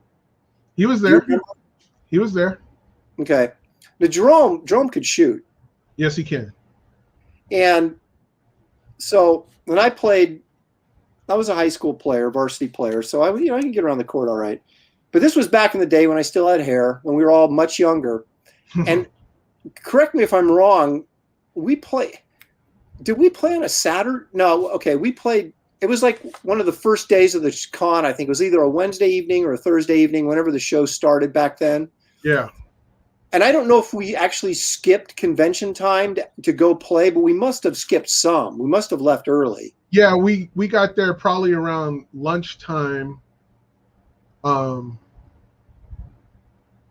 at the show, because we went to play early because we didn't want to get too hot, but it ended up getting too hot. We were drenching. That's true. Well, the funny thing is, I haven't picked up a basketball in 10 years, but you would have to get me away from my table at gunpoint now, because I get a booth every year. Mm-hmm. And even though we split it with Terry Dodson, it still costs us a ton of money. And it's like, for me to actually say, oh, I'm going to take 2 hours off and go play basketball and I'm not going to earn any money, well, that would be like sacrilegious to me now. But I just think it's funny that back then we were like, we were all in Artist Alley, right? And we probably weren't making that much anyway. We were just like, yeah, let's go play basketball. We got enough guys, let's do it. And I don't know how, was it that it had to have been that same trip that we ended up, I don't know how we ended up getting challenged by the Image guys or whatever, but I do remember they were significantly younger than we were. Yeah, we got smoked. I was not in great shape. I remember running up and down that court at that. I lost my wallet that weekend and really got in trouble with my wife for that. So at least I didn't lose my wedding ring, though. Anyway, all right. So, hey, I sent you a couple of pieces. On Facebook? Yeah. Okay. Let me see what. Okay. See, now you're going to make me look bad. No. Wait, is this in the Dropbox, or is this in the? It's just in the. It's not in the Dropbox. I should be able to drag this onto my laptop or my desktop. Yes, I can. Okay, so then I can open it up here, and then I can share it with our audience. That's kind of how it works. All right. See, I'm actually. I know how to do most of this stuff. The problem is, it's like it'd be nice to have someone doing it for you, so that because I can't walk and chew gum at the same time. But anyway, there's David Williams' Planet Hulk piece. That's nice, and that's a good use of your paper. Nice design. I like that. So, and again, that's all marker, right? Yes, sir. A little colored pencil in there. It looks like maybe. Nope. No. Okay, so those lines across his knuckles, those are just marker lines. Yep. That I'm seeing. Okay. I used what I do is I pencil the drawing real light, and then I go over the pencil in gray brush pens. I'll show you. So like warm gray, right? Yes, warm gray or cool gray, but like. So you do, wait a minute. So you put all your values in first? Yeah. And then you put the color over the top of it, just flat. So it doesn't bleed the pencils and make ugly streaks and all that kind of stuff. And that'll solidify your pencils, and then you could just color over it however you want, as recklessly as you want. But doesn't your gray bleed your pencil a little bit? Nope. You're full of it. I'm telling you. Okay. I got lucky when finding out that these Faber-Castells go over the pencil, and they kind of seal your pencils. Okay, wait. Okay, are you talking like just inking the pencils with that, or are you actually yes, but you use a lighter gray of this same thing. They have a series of grays. Okay, so you use a lighter gray. So you're inking your line work with a gray. Yeah. And then you go in and that's genius. I like that. Okay, and you said I'm writing this down. If I steal this from you, please do. It's the Faber-Castells, huh? Yeah. And literally just give it like a minute or two to dry before you color over it, and you'll be good. Okay. And like I said, you could color over it as recklessly as you want, and it won't pull the color and make it look muddy or whatever. It looks exactly like what you're looking at. Nice. Okay, I've been looking for a solution to that problem, because I get, even when I ink with black, it's sometimes that, especially with warm grays, will bleed that black a little bit, and it just ticks me off. So I'm ending up doing, repair work on my commissions, which I'm quite good at from my commercial art days, but still, I'd rather not have to do that. Yeah. That's interesting. Okay, that's cool. Okay. I've got a couple questions here in the gallery. So either of you own Kirby original art? I do not. David? Do you have any Kirby originals? I used to. Oh, really? Yeah. And you got rid of them? I don't want to talk about it. Okay. Well, I've got, some rights to originals that I no longer have, that I was broke. I had no work for a long period of time and had to sell a lot of, oh my gosh, I had a, that's Jose why I don't want to talk about it. I had a Jose Gonzalez Vampirella page, great Alan Davis Silver Surfer page. Okay. Eric also wants, David, he wants you to do Space Ghost. Okay. Oh, wait a minute. Here's another one, though. We've got Predator. How about that? That would be harder, though, because you got all that costume stuff to deal with. Yeah, I don't even know how to draw Predator out of my head. All right, and a Black Bolt, same guy. Look at Eric Doyle is like giving you like multiple suggestions. He can't even make up his mind. But I think you should do Space Ghost, because I want to see your Space Ghost, because I know it'll be like sort of stylized Warner Brothers. I mean, I bet you can kind of bring sort of like you know how Steve Rude, when he does Space Ghost, it kind of looks like the cartoon show, but it's kind of better. But it does, but it looks. But it looks better than that, because you can only do so much on those quick animation, right? But so I'm thinking maybe you could give us a killer Space Ghost. So, all right, now hang on. Hyper Potato, the Red Velvet Cake Man. Is David a fan of?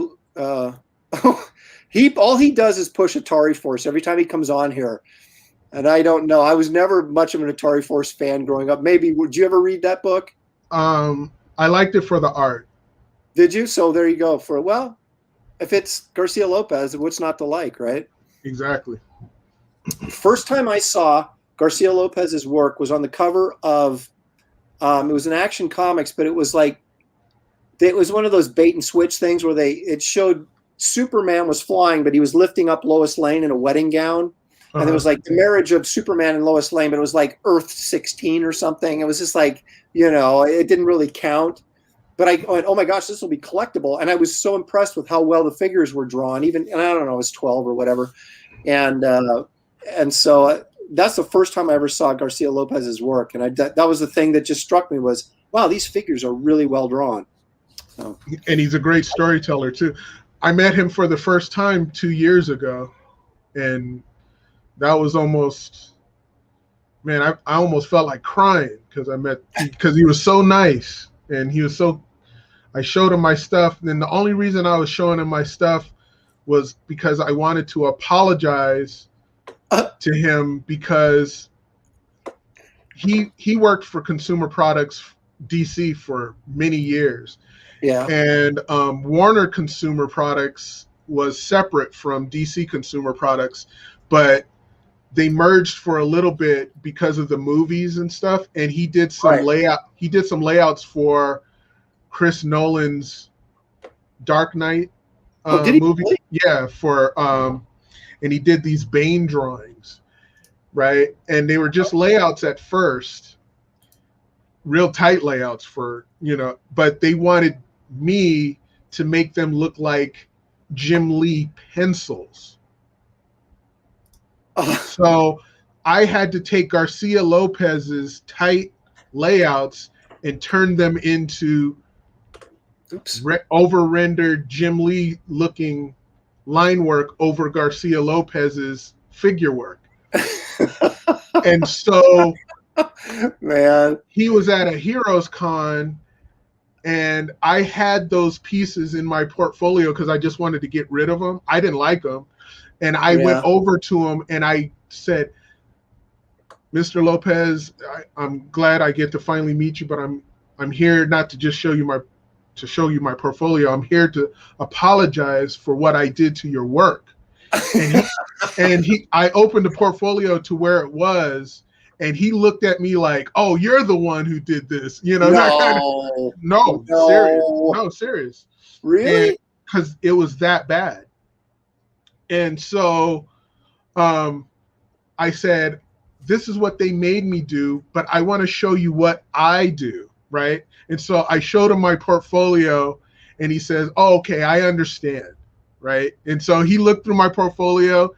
Man, we talked for about an hour. He looked through it page by page, and he was naming off all my influences and stuff like that. And I was just like, I'm telling you, I was welling up as the man was telling me this stuff. I was just in awe of this man because I've adored him since I was a child. I have a poster, with his Batman, Batgirl, and Robin as they're jumping off these roofs and Batman swinging and all that. I still have that, in my room today, And so this guy complimented me on my portfolio and basically forgiving me for ruining, his drawings and stuff like that. Thankfully, I didn't do it on his actual drawing, so I did it on an overlay. But even still, it's a representation that he's a part of, sadly. That he liked my stuff, and he almost kind of like blessed my stuff with all the compliments, and he is just a heavy influence in my work forever. So I love me some Garcia Lopez. So regardless of story in Atari Force, I'm buying it. Well, we have a running gag here. He's always pushing Atari Force on me, and I'm always rejecting it. But I didn't realize that Garcia Lopez actually worked on that, so I have to go check that out now. All right, Hydro Potato, you win. I'll check out Atari Force. But I met him.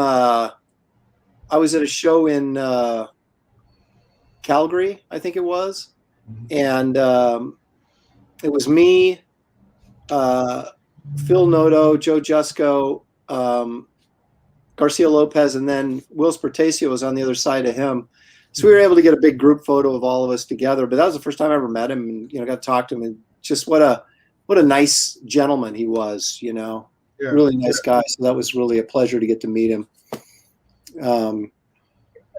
We all have stories where we run into guys that were legends in the industry, or guys that we looked up to when we were kids. And the more conventions you do, and the longer you go in this industry, eventually you get to meet all these guys. And most of the time, it's a pleasure. Mm-hmm. Every once in a while you meet somebody and you're a little disappointed with gratitude or whatever. But so, yeah. Anyway, hey, we've been on for an hour and a half. We need to get drawing here. I won't keep you forever, but we got to do a little bit of drawing anyway because I promised it. So all right. I am going to switch my camera and see if I can do it without crashing the entire program. Hey, look at that. Look at you. I'm going to tilt my camera. I'm going to try to fix my camera. Let's see. I got to get my right shoulder working. You ain't got that thing fixed yet? No, You know what I did? I had to lower my drafting table because I have it almost like almost.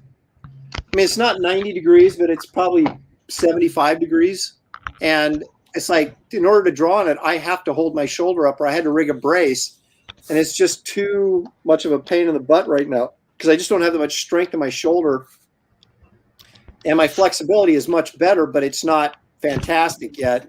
So I finally lowered my table to, I don't know, it's probably 35 degrees now, and so I can actually rest my shoulder on the table while I'm drawing and support it, and it's actually worked out okay, but it's still kind of slow because I haven't drawn in 6 weeks until this past week was the first week I'd drawn.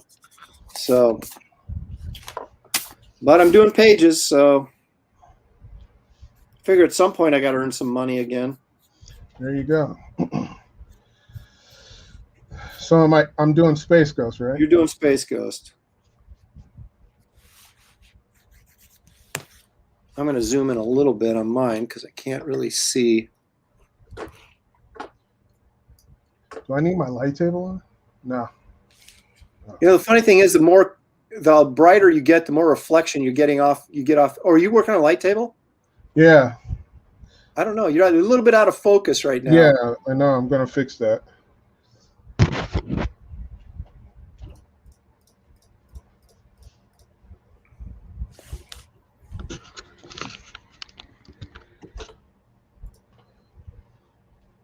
I kind of get the feeling we're two guys that should not be messing around with electronics. Exactly.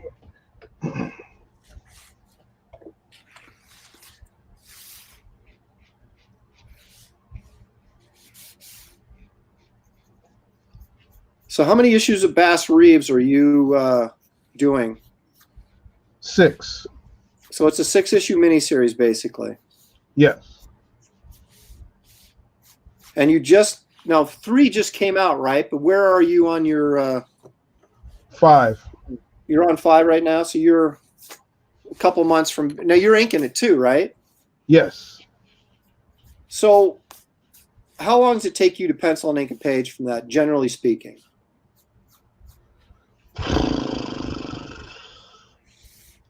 If I'm actually just sitting down and not dealing with stuff, I could pencil in a page a day and ink it the next day if I'm not, But there's never a time that happens, though, is there? Yeah. Do you still have any kids at home, or are they all? They're here. Well, how old's your oldest? My daughter, she just moved back here. She's 30. And my 2 sons, they never moved out. So they're 24 and 25. So you just have 3 kids? Yep, and a grandchild. See, I always figured it always seemed like you guys were always having kids, so I figured you must have like 5 or 6, but just 3. I mean, I've got 2, so I'm not that far behind you. Yeah. So, okay, my other question has nothing to do with comics, but I am curious. How did you end up in New Mexico? I had a cousin here that lived out here, but I visited New Mexico when I was a little boy, and I loved it because it was so quiet, and I wanted that quiet from California. I was born in California and born in Hollywood, right? So I didn't want that hustle and bustle. There's other people that are beguiled by Los Angeles and all that kind of stuff, but I'm not, Right. There's aspects of Los Angeles that I love, but and especially not the prices, though. Oh gosh. Well, I mean, that's really the thing, right? My daughter's studying animation, and is that right? That's awesome. Yeah, and she keeps talking about Pixar or something like that, and I'm like, God, how much money are you going to pay in taxes if you live in California? Oh man, so it'll be interesting. I think there's probably this in this day and age. There's more opportunity in video games, to be an animator or an artist than there is necessarily in animated films. I don't know, but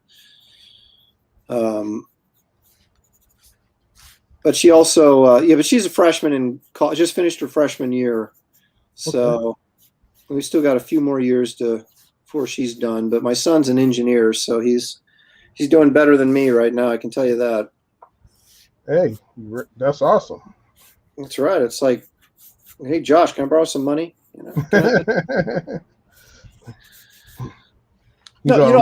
He's all, remember that time you put me on punishment? He's all, hell no. You're not getting any money, pal. Mm-hmm. We keep talking about moving out of Oregon and going, someplace warmer. Mm-hmm. And I've looked at pictures at New Mexico, and there's just places in New Mexico that are just beautiful. So, oh, for sure.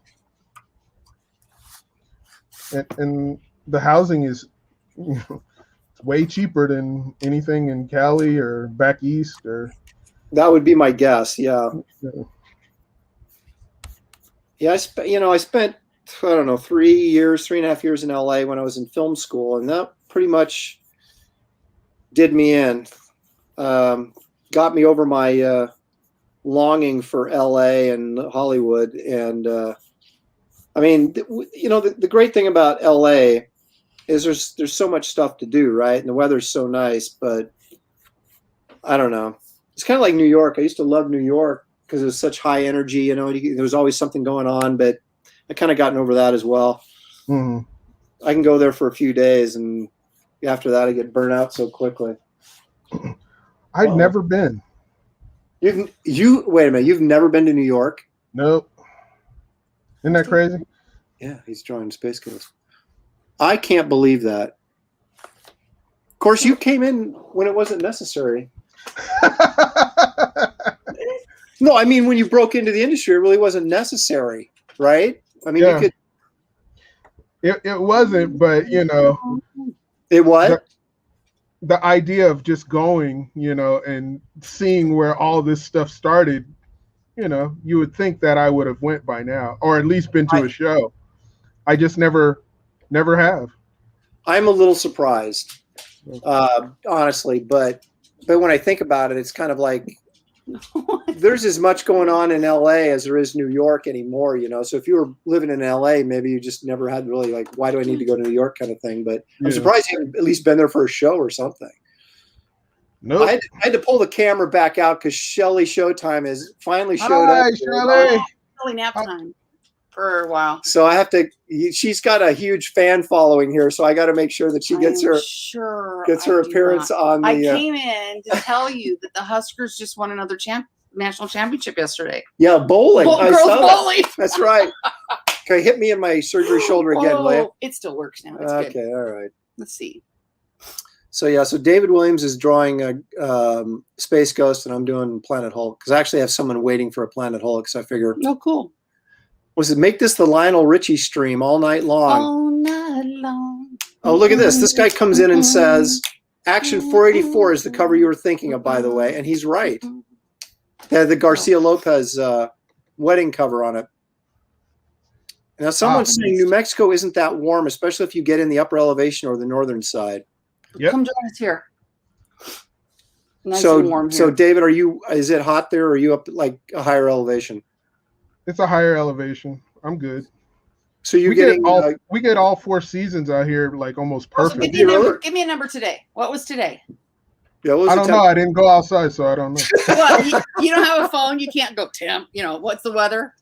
It's not like I have an internal thermostat or something. It's approximately 52 degrees today. No, I'm not digitally. I'm a caveman. I don't do cell phones or any of that stuff. He's worse than I am. Bless your heart.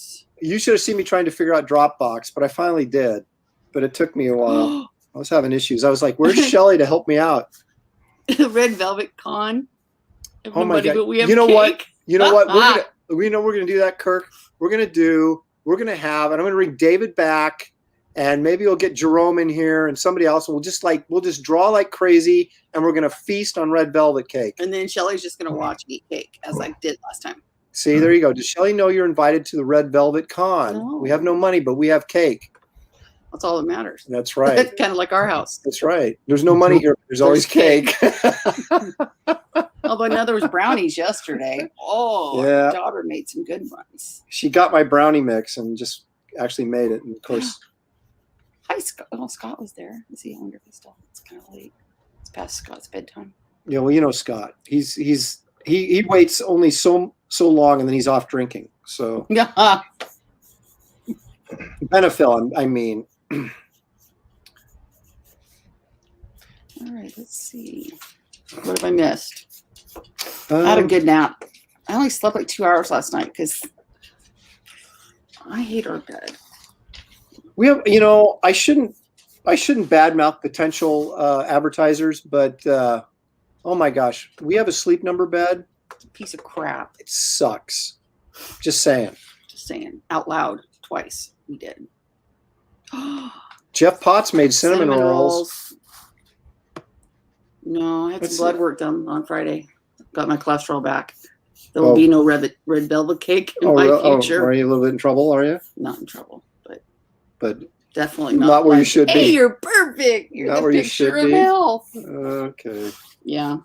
I guess I shouldn't have got I got pizza last night. We have this great restaurant, Italian restaurant in the area called Nonna Amelia's. They have, oh my gosh, they have the best pizza. We went there for our wedding rehearsal dinner. Yeah. That's how much we like it. Now, because everybody has pizza on their wedding rehearsal dinner, don't they? Yeah. Well, we had the option of Italian food, so it wasn't just pizza. David, are you a pizza guy? Sure. Okay. So thick crust or thin? I like both. So you just pizza. You're of the mind that if it's pizza, it's good. Not all the time, no. But I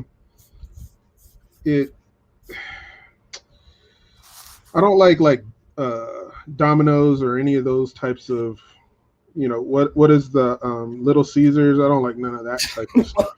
I mean, how can you like a pizza that's only $5.99? I mean, can't. Yeah, exactly. Pizza.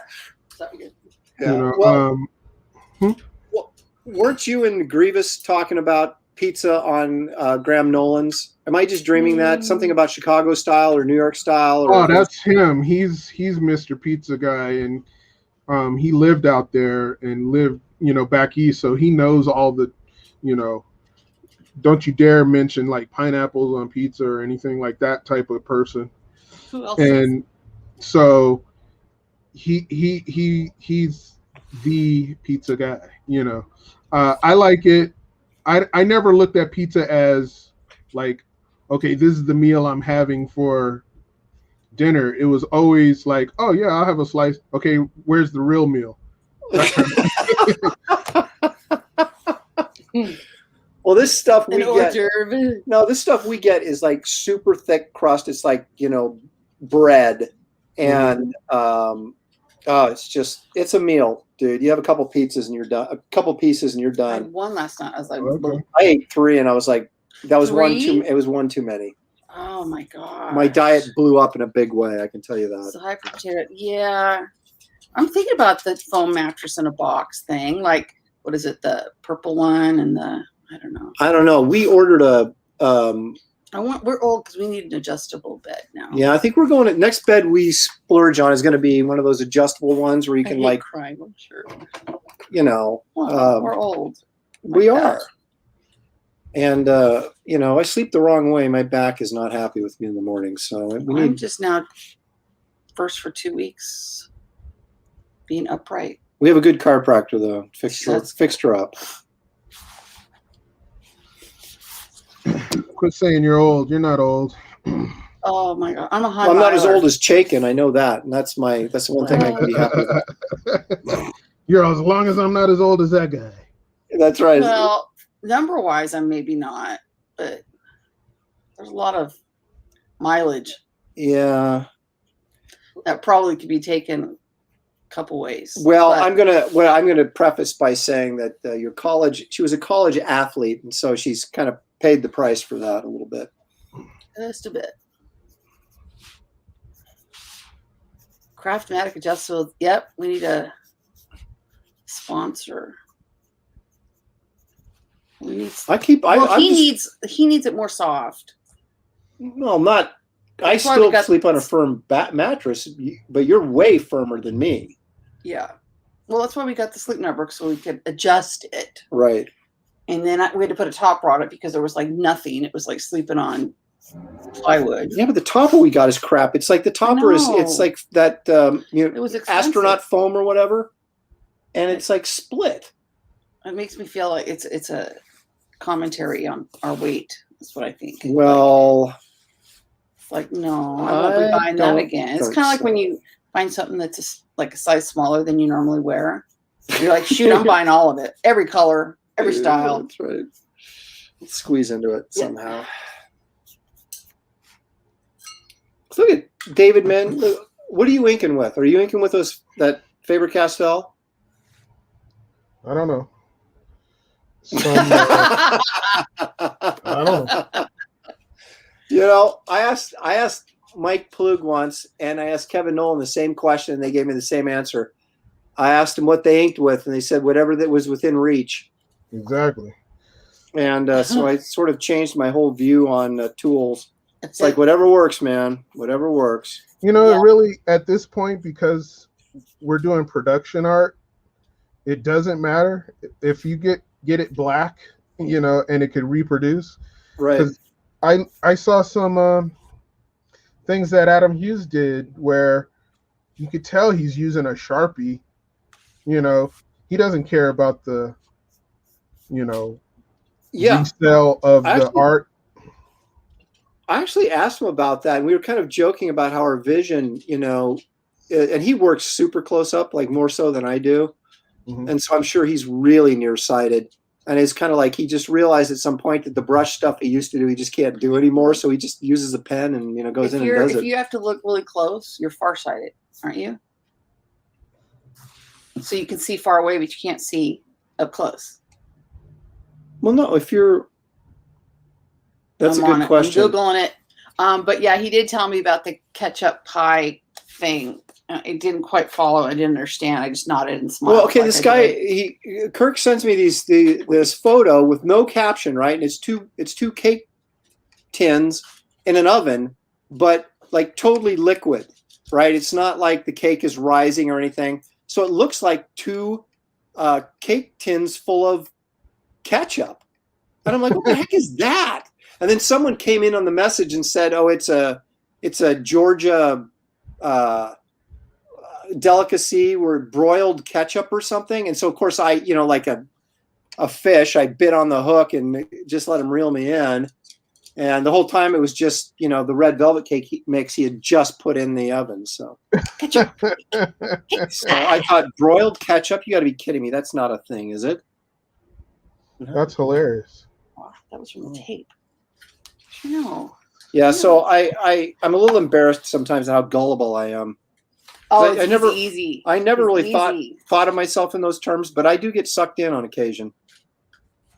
Did you ever see, okay, this is way off topic, dude, but did you ever see that there was a mock documentary, so I guess you'd call it a mockumentary, right, on the Discovery Channel about megalodons?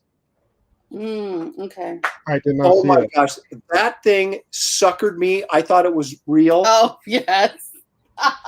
And my jaw was on the floor because they had like, you know, like these sort of Bigfoot type pictures of the megalodon underwater, and you're like, oh my gosh, that was a fin. Are you kidding me? You know, and then is that the same time as the Sharknado?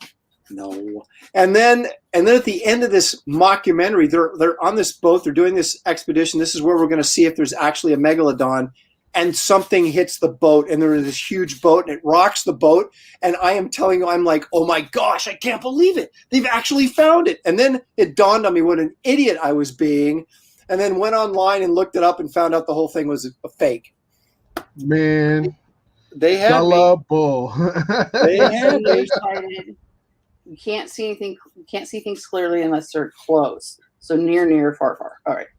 So if I can't see things, I'm farsighted then. Well, I'm both because I need glasses for close up and for far away. You're no sighted. I can't see it at all. And that would explain a lot. Okay, what is He's all, I'm Ray Charles up in this mug. Yeah, I can't see very well without my close up without my readers. I am my mother. So then you're farsighted. Yeah. I have really good distance vision. See, this is what this show is all about, is educating the masses. Yeah. Now I want to point out something that most people might just sort of kind of shuffle off and not really pay attention to. Buffalo? They shuffle off to Buffalo? That hand you're drawing, David, is exceptional. And people don't understand how difficult hands are. So you have my woo! You have my admiration for your hand that you just. That's my contribution to the show.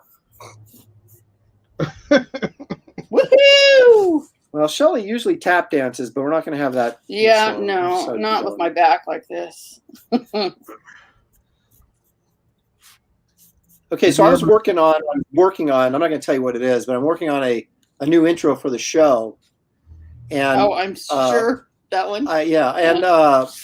But I got to tell you this: you posted a very sentimental and nice thing about your father, David, not too long ago on Facebook, right? Yeah.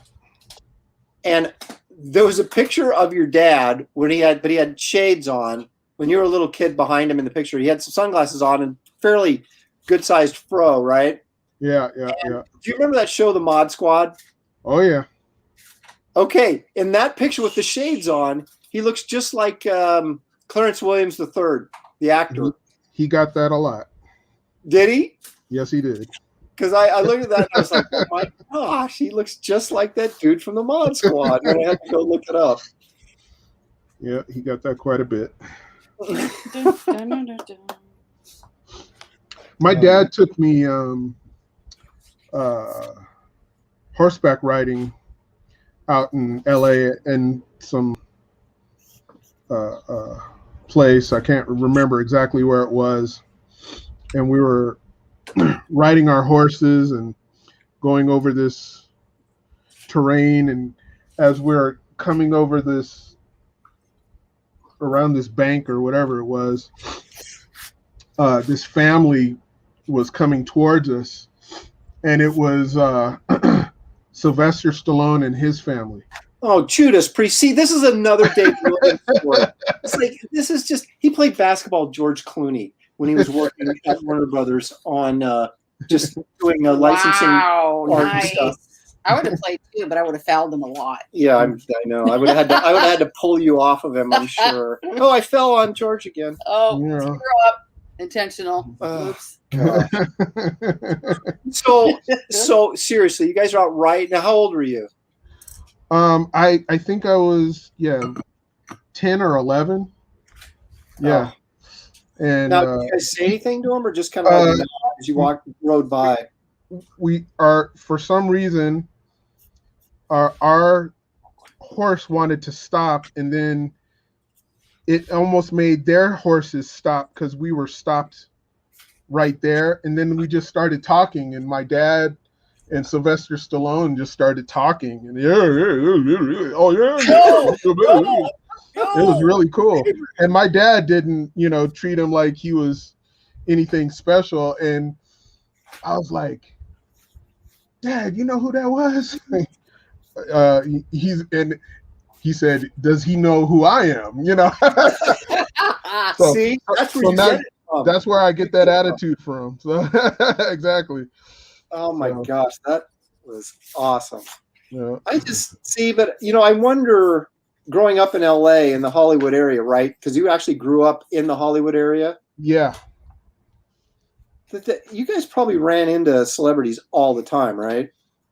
I actually ran into more celebrities while I was just at Consumer Products. Really? Yeah. The celebrities I did run into on the street, It wasn't as impressive. Who did I meet? Oh, I'll tell you one that was impressive. All right. Me and my dad again. He was taking a date out, and we went to the movies, and it was at Man's Chinese Theater, and it was no one was hardly there, and we saw this movie, and I can't even remember what it was. It could have been Alien or something like that. Yeah. And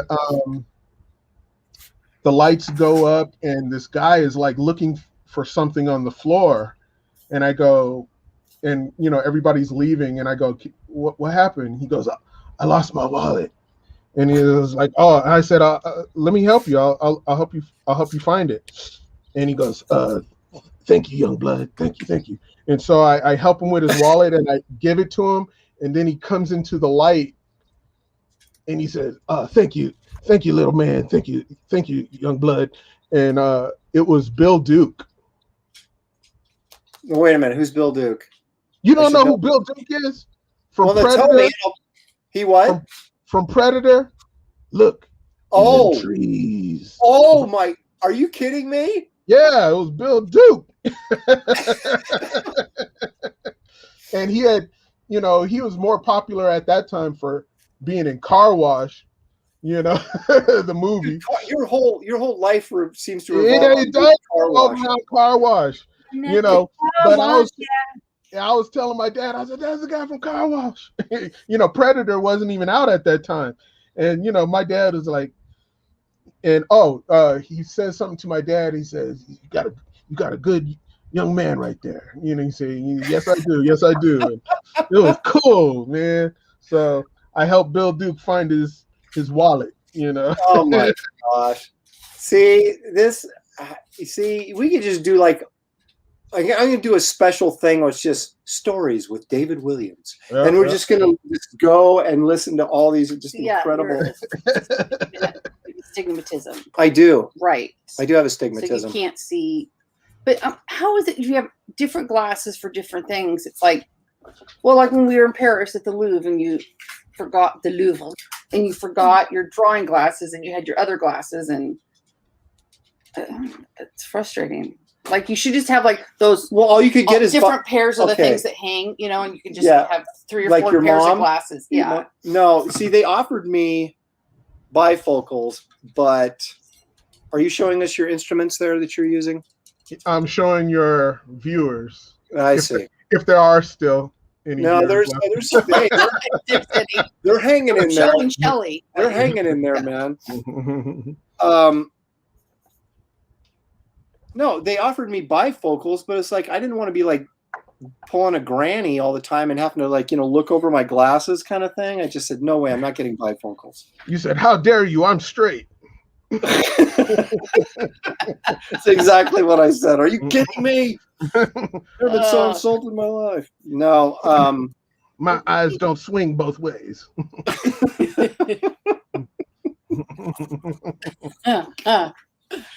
Oh man. Well, realizing when you're turning into your parents, it's a rough one. Yeah. Yep. There's some truth in that. And I open my mouth and my mother comes out. Yeah. Well, thankfully, no, but that's a horror film.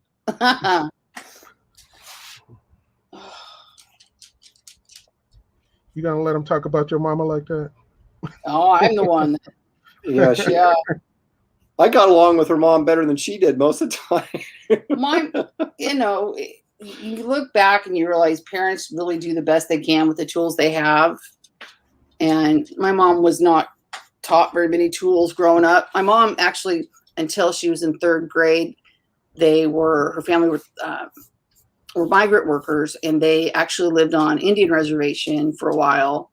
And they would just travel up California into Oregon for different harvests and things. And so finally in 3rd grade, my grandma said, we're done. We're putting the kids in school, blah, blah, blah. So I come from very, very humble beginnings. But the interesting thing about her mom's dad, her grandfather, he worked as a set builder for a while in Hollywood.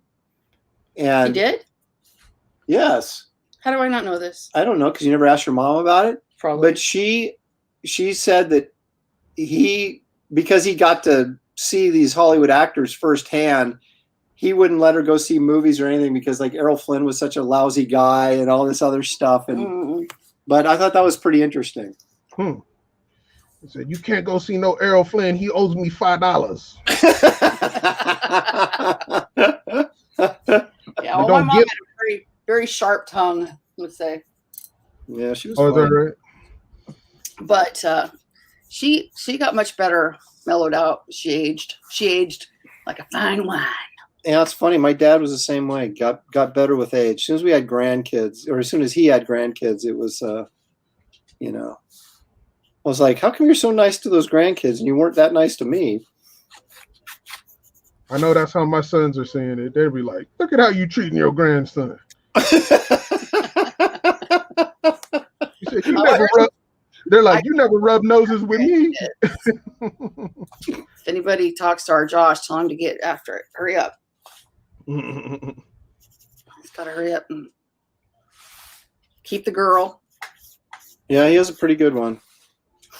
Yeah. In case she's watching right now. Hey. I'm sure they're not. I'm sure they're actually doing something fun. Not that this show isn't fun. I know they were going to go for a walk today, but yeah, somebody said, "Doesn't keep that one. He's an idiot." Okay. Well, I sort of got my penciling done here. So at the beginning of the show, David's like kicking my butt, man. He's going to be done before I even get started. That'll be a first. Mm-hmm. I'm not feeling the deadline pressure. That's why. So I'm just kind of coasting. Space coasting. So,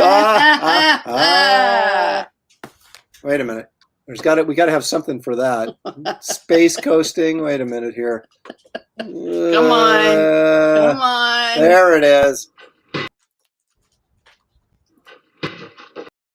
Oh, I know. And this is what I'm doing back. Oh. Me no likey the jellyfish.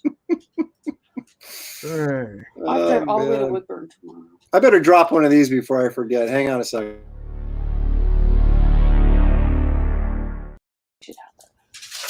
Oh, Husker Boo. What is that dog doing? He's He's a holy terror. He's tearing up my greeting cards, which no one bought anyway, so I guess it's no, not that big of a loss. They're not for you.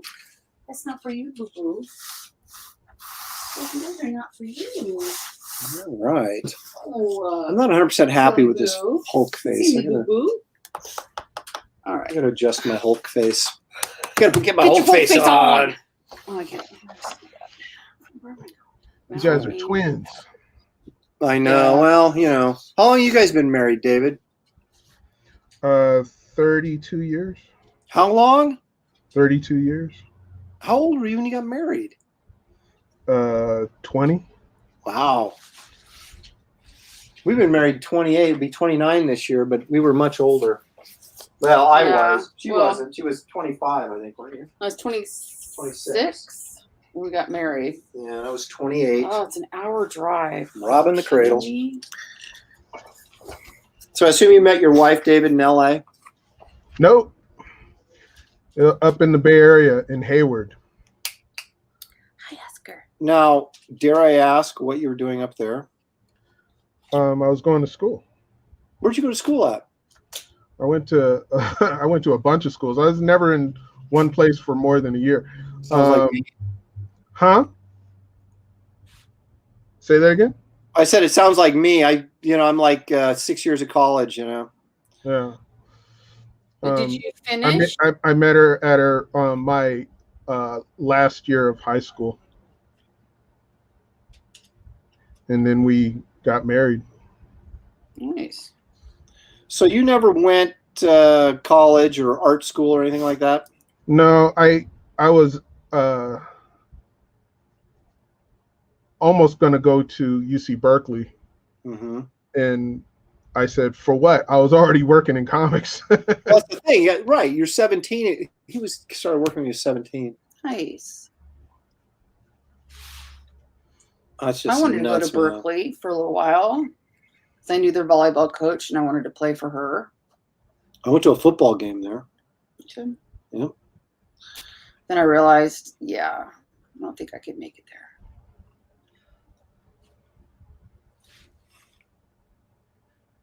So did you save any of your stuff from like when you were in high school and stuff, your artwork?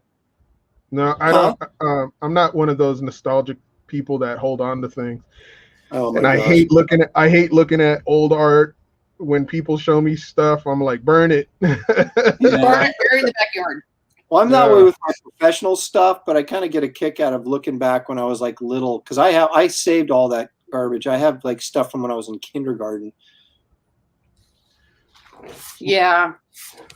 But my wife has our yearbook where I did a drawing for her, and I still like, quit showing me that. No, I know the feeling, man, because it's like stuff that will never see the light of day. Yeah. Well, no, I'm just like super jealous because I thought I was pretty good in high school, but I look at stuff like, again, like you were doing, if you start working at 17, and then the stuff Jerome was doing in high school is just stupid good. And then Joe Jusko's been posting some stuff that he did when he was in high school, and I'm just like, you got to be kidding me. So I was just a late bloomer, I guess, man. I was just for both our kids too. Yeah. And me. But I guess as long as I eventually got there, right? That's what matters. Exactly.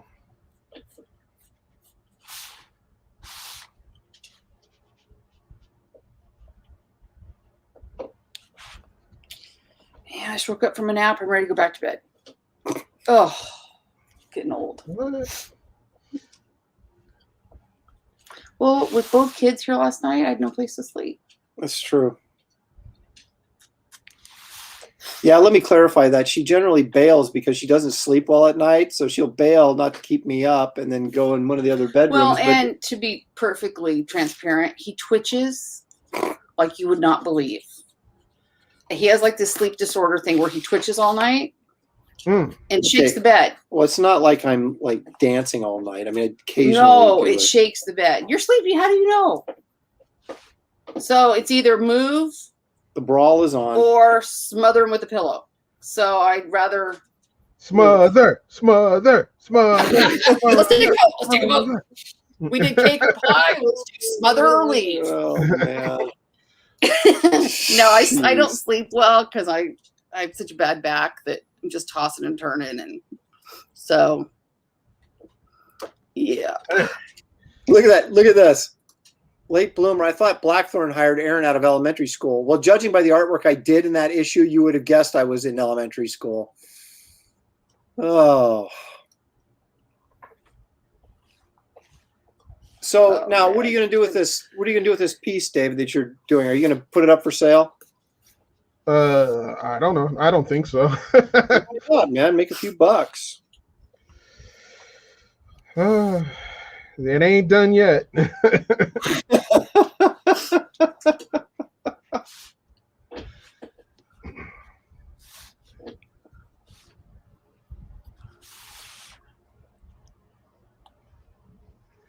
I thought this was just purely for entertainment value for your viewers. Well, it is, but there might be a viewer out there who's like, man, I wouldn't mind liking, getting a piece of that. So, Getting a piece of that. Mm.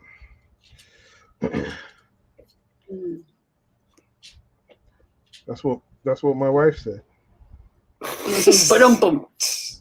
Waiting for that. I set you up. Yeah, that long. It's like, okay, we open the door. Let's go. So it's anything that happens on this show is strictly for entertainment value only. Right. How long have you been in New Mexico? Probably about, I think it's 13 years now. We're gotta get out of here someday. Yeah, we're just kind of waiting for our kids to figure out what they're gonna do so we can. The winters here are incredibly painful for me. with my back issues. So I just got to get out of here. Yeah, we need a drier, warmer climate. Yeah. Which I used to think was a bunch of bull, but when my surgeon looked at me and said, "You got to get out of here," and I was like, "You mean like your office or?" Yeah. Get out of here quick before someone sees you. Yeah, that's funny. So who won? The smother or the leave, Jeff? So who won? Is that the Jeff? Are you asking about me and Shelly? Or are you asking about the drawing competition? Because I think I'm losing the drawing competition.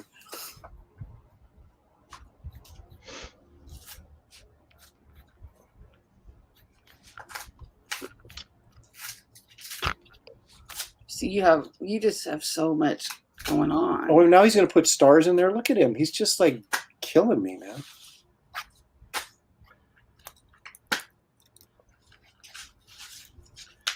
You're killing me.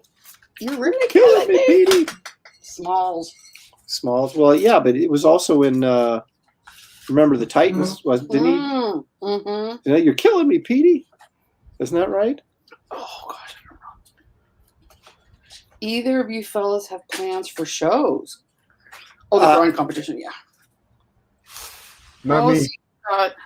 Yeah, I'm going to Kansas City in the end of July for a one-day show, which seems like pretty extreme to go all the way to Kansas City for a one-day show. So we have set up a store signing on Friday, shows on Saturday. I fly back on either Saturday night or Sunday morning. And when's that happening? Last week of July. Putting it in the phone, people. I think it is. Let's see. Let's see how good he is. I can't remember So now. I'm always like, did you put it in the phone? I shouldn't have said that because I can't remember if I put it in there or not. And July of this year, 2021? Yeah. Huh. Are you saying no? No, it's not there. No, it'd be like in like I think there. Yep. Well, no. Okay. Well, all right. So I guess I still have to put it in the phone. And also, I'm supposed to be going to Tennessee for Free Comic Book Day, which is in August this year. So there you have it. Yeah. So I don't. Those are my and then Rose City Comic Con in September. Now the great thing about Rose City is I got my daughter to stand in line to get William Shatner's autograph a couple years ago. Yeah, she loves us, so she used to go. Yeah. She's a bit of a celebrity hound. Every time she comes to a show, it costs me money because I have to pay $100 for her to get an autograph from somebody. I'll never forget when we were in Seattle and the actors from Once Upon a Time were there, and she got kissed by Robin Hood. It was come back crying. It was like she was best friend came back crying because they got kissed on the cheek by Robin Hood. And I was like, it was like they went to a Beatles concert or something, you know. It was just, it was, so like, fun. Hey, I want me some of that. So we went down and got me a kiss. Yeah. Oh. I didn't cry though, very much. So you're going to Tennessee for Free Comic Book Day? Yeah. Wow. I don't have free comic books here. No, I was supposed to go to do a store signing last year when COVID broke out. So I told him I'll make it up to him. I said I'll go next year. Oh, we got the flu again? Yeah. Yeah. When the flu broke out again? When the flu broke out, yeah. Sorry, I'm a little bit jaded on the whole thing. Are you done, David? Virtually, yeah. All right. Well, pull back out a little bit so we can see the whole thing, or hold it up or something. That's what she said. Okay. See now. All right, Michael Scott. As soon as Shelly shows up, the show goes off the rails. It happens every time. Every time. Bring that out. Aaron was the one who cried when Robin Hood kissed Shelly. Actually, I wasn't there. They came back and told me about it. Well, what was so funny is we were up there. My daughter had a dance competition at the same weekend, so we go up there. And so, of course, she's like, what are you guys doing up here? And I said, well, we're also up here for a dance competition. And little did we know that he comes from a family of professional dancers. So, of course, I had to break out the photos and the videos. And so the crying then happened from Sammy, like, quit embarrassing me. Proud mama. All right. So let me see if I can, I think think. Wait a minute. How do I think. I'm trying to figure out how I can give David the screen. Okay, no, that's me. No, that should be David. Why isn't that? Oh, I see. I took him out. See, there's some way to actually blow up your. But oh no, it's here. Maybe no, it's right here. It's right here. There it is. Okay, now the screen is all you, David Williams. Look at that. That's a great piece. I like your signature. He does have a good Very signature. stylized. It I is. like it. It's very happening. Very Mod Squad. Dun, dun, dun, dun. So there it is. So if anybody wants to buy this from David, you'll have to harass him on Facebook because he's on Thanks, Facebook Aaron. under David Williams, and I'm sure for the right price he'd part with it. All right, so let me show mine, which is not as good because it's not even close to being done. But Oh wait, so was that a Presto Jumbo correction pen David was using for the stars? Yes. maybe. Yes. Okay. Okay, so let me I'm looking zoom at out a the little bit here. questions. So I did get kind of most of it, you know. I still have to ink it and stuff, but you know. So David, are you going to do any more Bass Reeves mystery boxes? Yes. Yeah, I don't know about it being Bass Reeves. It's just a mystery box. Yeah, I'm getting there. Hang on a second. I'm getting us figured out here. Okay, there we go. There he is with his Moses beard in full glory. Happening. Full glory right there. Mine wasn't looking as good, so I had to get rid of it. Oh, you never got rid of Aaron. Thanks, Mom. All right. So, do we have any last-minute questions from the crowd here before we wrap this thing up? Because David looks like he's hungry. He's like he wants to get some dinner or something. No, I'm good. What time is it? And where you're at? It's going to be 9 o'clock. Oh my gosh! So you're an hour in front of us. Yeah. Oh, it's almost 8. Wow, this is the longest show I've ever done. Mm-hmm. Other than an Aaron con. Oh. Killer, he goes, wait a minute, here we go. That is a killer space ghost. This makes me miss HeroCon so much right now. You used to do Heroes Con a lot, didn't you, David? When I say a lot, that was my number one favorite show. That was I know, my I favorite love that show. I haven't been back there for ages. I think they pushed it back to next year. Which I'll is have to go. Good. Now, there's a picture floating around. It's an old picture of you and Adam Hughes, and I think it's at Heroes Con. And I think Adam maybe bid on your piece or something. Is that what the? Yeah. Mm-hmm. You know what picture I'm talking about? Spider-Man. Yeah, that's it. Yeah. Mm-hmm. I think he was drunk. Yeah, he bought it. There's always just a plethora of quality artists at that show. So you want to go to get something at an art auction, that's the place to go, man. For sure. Oh, all righty, dudes. Let's see. Adam was very drunk. So apparently Kirk Spencer was there to verify that that was the case. Mm-hmm. Now, see, here we go. There's an idea. We need to do an Aaron Con with multiple illustrators, each doing a live piece. You know what? That's a good idea, and I may just do that. David, it has been wonderful having you here. I'm glad we got to catch up. Absolutely. I'm glad I woke up in time. That's right. I'm glad I got to see you. like I said, I haven't seen you in person like in 12 years, and we talk back and forth on Facebook pretty regularly, but just in little snippets. So we never had really a chance to sit down and communicate. But now you got my phone number, and you called me, so I have your phone number in my phone. So we need to be like regular. Keep in touch, find out what's going on, because we have a lot of similar ideas about the independent market and what may be coming up in the not too distant future. So we need to keep chatting about that stuff. Stephen Ings says, wait a second here. Loved hearing David's stories of Warner Brother Consumer Products and Dan Haskett. Jerry Beck said he is one of the best artists in animation. How about that? For sure. 100%. Now, Angela, anytime somebody gives me a compliment, we got to go to this.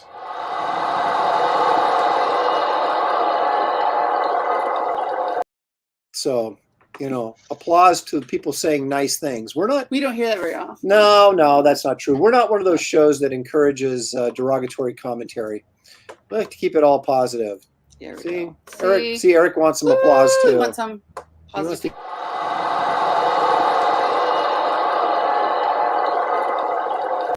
Now, I was going to run something before we started drawing, and I forgot to do it, so I'm going to do it after we've done drawing, even though it's too late.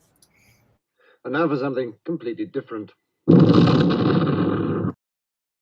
There you go. That was supposed to be the intro to us drawing, and I forgot to do it. What are you going to do? What else? Next time. Oh my gosh, look at this. You're really getting some love, David. Wasn't sure how you'd top eating cake, but Brohawk took it up a notch. Look at that. A whole notch over eating cake. This is a good cake though, because I ate mine and then I ate his, so it was good. I'll tell you. Okay, are you a cake or a pie guy, David? Probably pie. Okay, me too. So this is what we're gonna do. I'll have you on again, and we're gonna have pie. Okay. We'll have the pie show, and we'll draw something. All right. And I'll come in and do some math with pie. That's right. She'll be doing math equations. That I am. Exactly. We'll be. I'll do Archimedes approximation for pie. That's right. Impress you all with my math knowledge. I'm always, like a fruity treat is always to me better than cake. Sorry. Even if it's Hyper Potatoes red velvet cake. I'm still gonna ketchup cake. Exactly. Pie rocks. See, Jeff Potts knows what's happening. All right, everybody. Hey, thank you so much for joining us. It was a blast, David. Like I said, it was great to catch up with you, and I'm going to stay in better touch with you. You can count on that. And I'm going to bring you back again, and we'll do a pie show and drawing, and it'll be a blast, and all the kids will love it. So, when are you going to post that finished drawing? I want to see your final. You know what? This is actually, I owe this guy a commission, so this is going to turn into that. So I will. I'll get it done this week, and I will post it. Like totally spaced at your shoulder. Yeah, that's a lot. Well, no, he contacted me. He goes, "Hey, how's it going? When we get back to commissions?" And I went, "Oh yeah, it's shoulder surgery, by the way." And he's like, "Oh, sorry." Yeah. Like so, but I got to finish that sci-fi story I'm working on too, because that's actually, they're going to pay me to do that. So yeah, got to get some money rolling in. I haven't done any work for over a month. So. We only got one left at home, and she's expensive. Still expensive. She's expensive. So not that I are. Oh, wait a minute. They're all expensive. Yeah, but they're worth it. Yeah. Mm-hmm. See, I did a couple of Hostess ads. Well, actually, I did a Snickers ad and a ice pop. What do you call them? Otter pop? No, they're something pops. What do you call the flavored? Otter Pops? I was thinking Otter Pops, but no. It was anyway. Was it Wonder Woman on it? It was a Wonder Woman story on the back of the box, and that was kind of reminded me of my childhood of those ads they used to run, and I was like, yeah, I'll do that. So all right, so this is now the third time I'm trying to say goodbye. So anyway, David, thanks for joining me. Really enjoyed it. Love your Space Ghost. You bested me tonight, so you can go to bed resting easy there. So anyway. But anyway, thanks everybody for joining me. Tune in next week when who knows what'll happen. And I might wake up earlier. Who knows? I might stay awake for the whole thing. And so I got to run the Looney Tunes, the goodnight episode, the goodnight bit.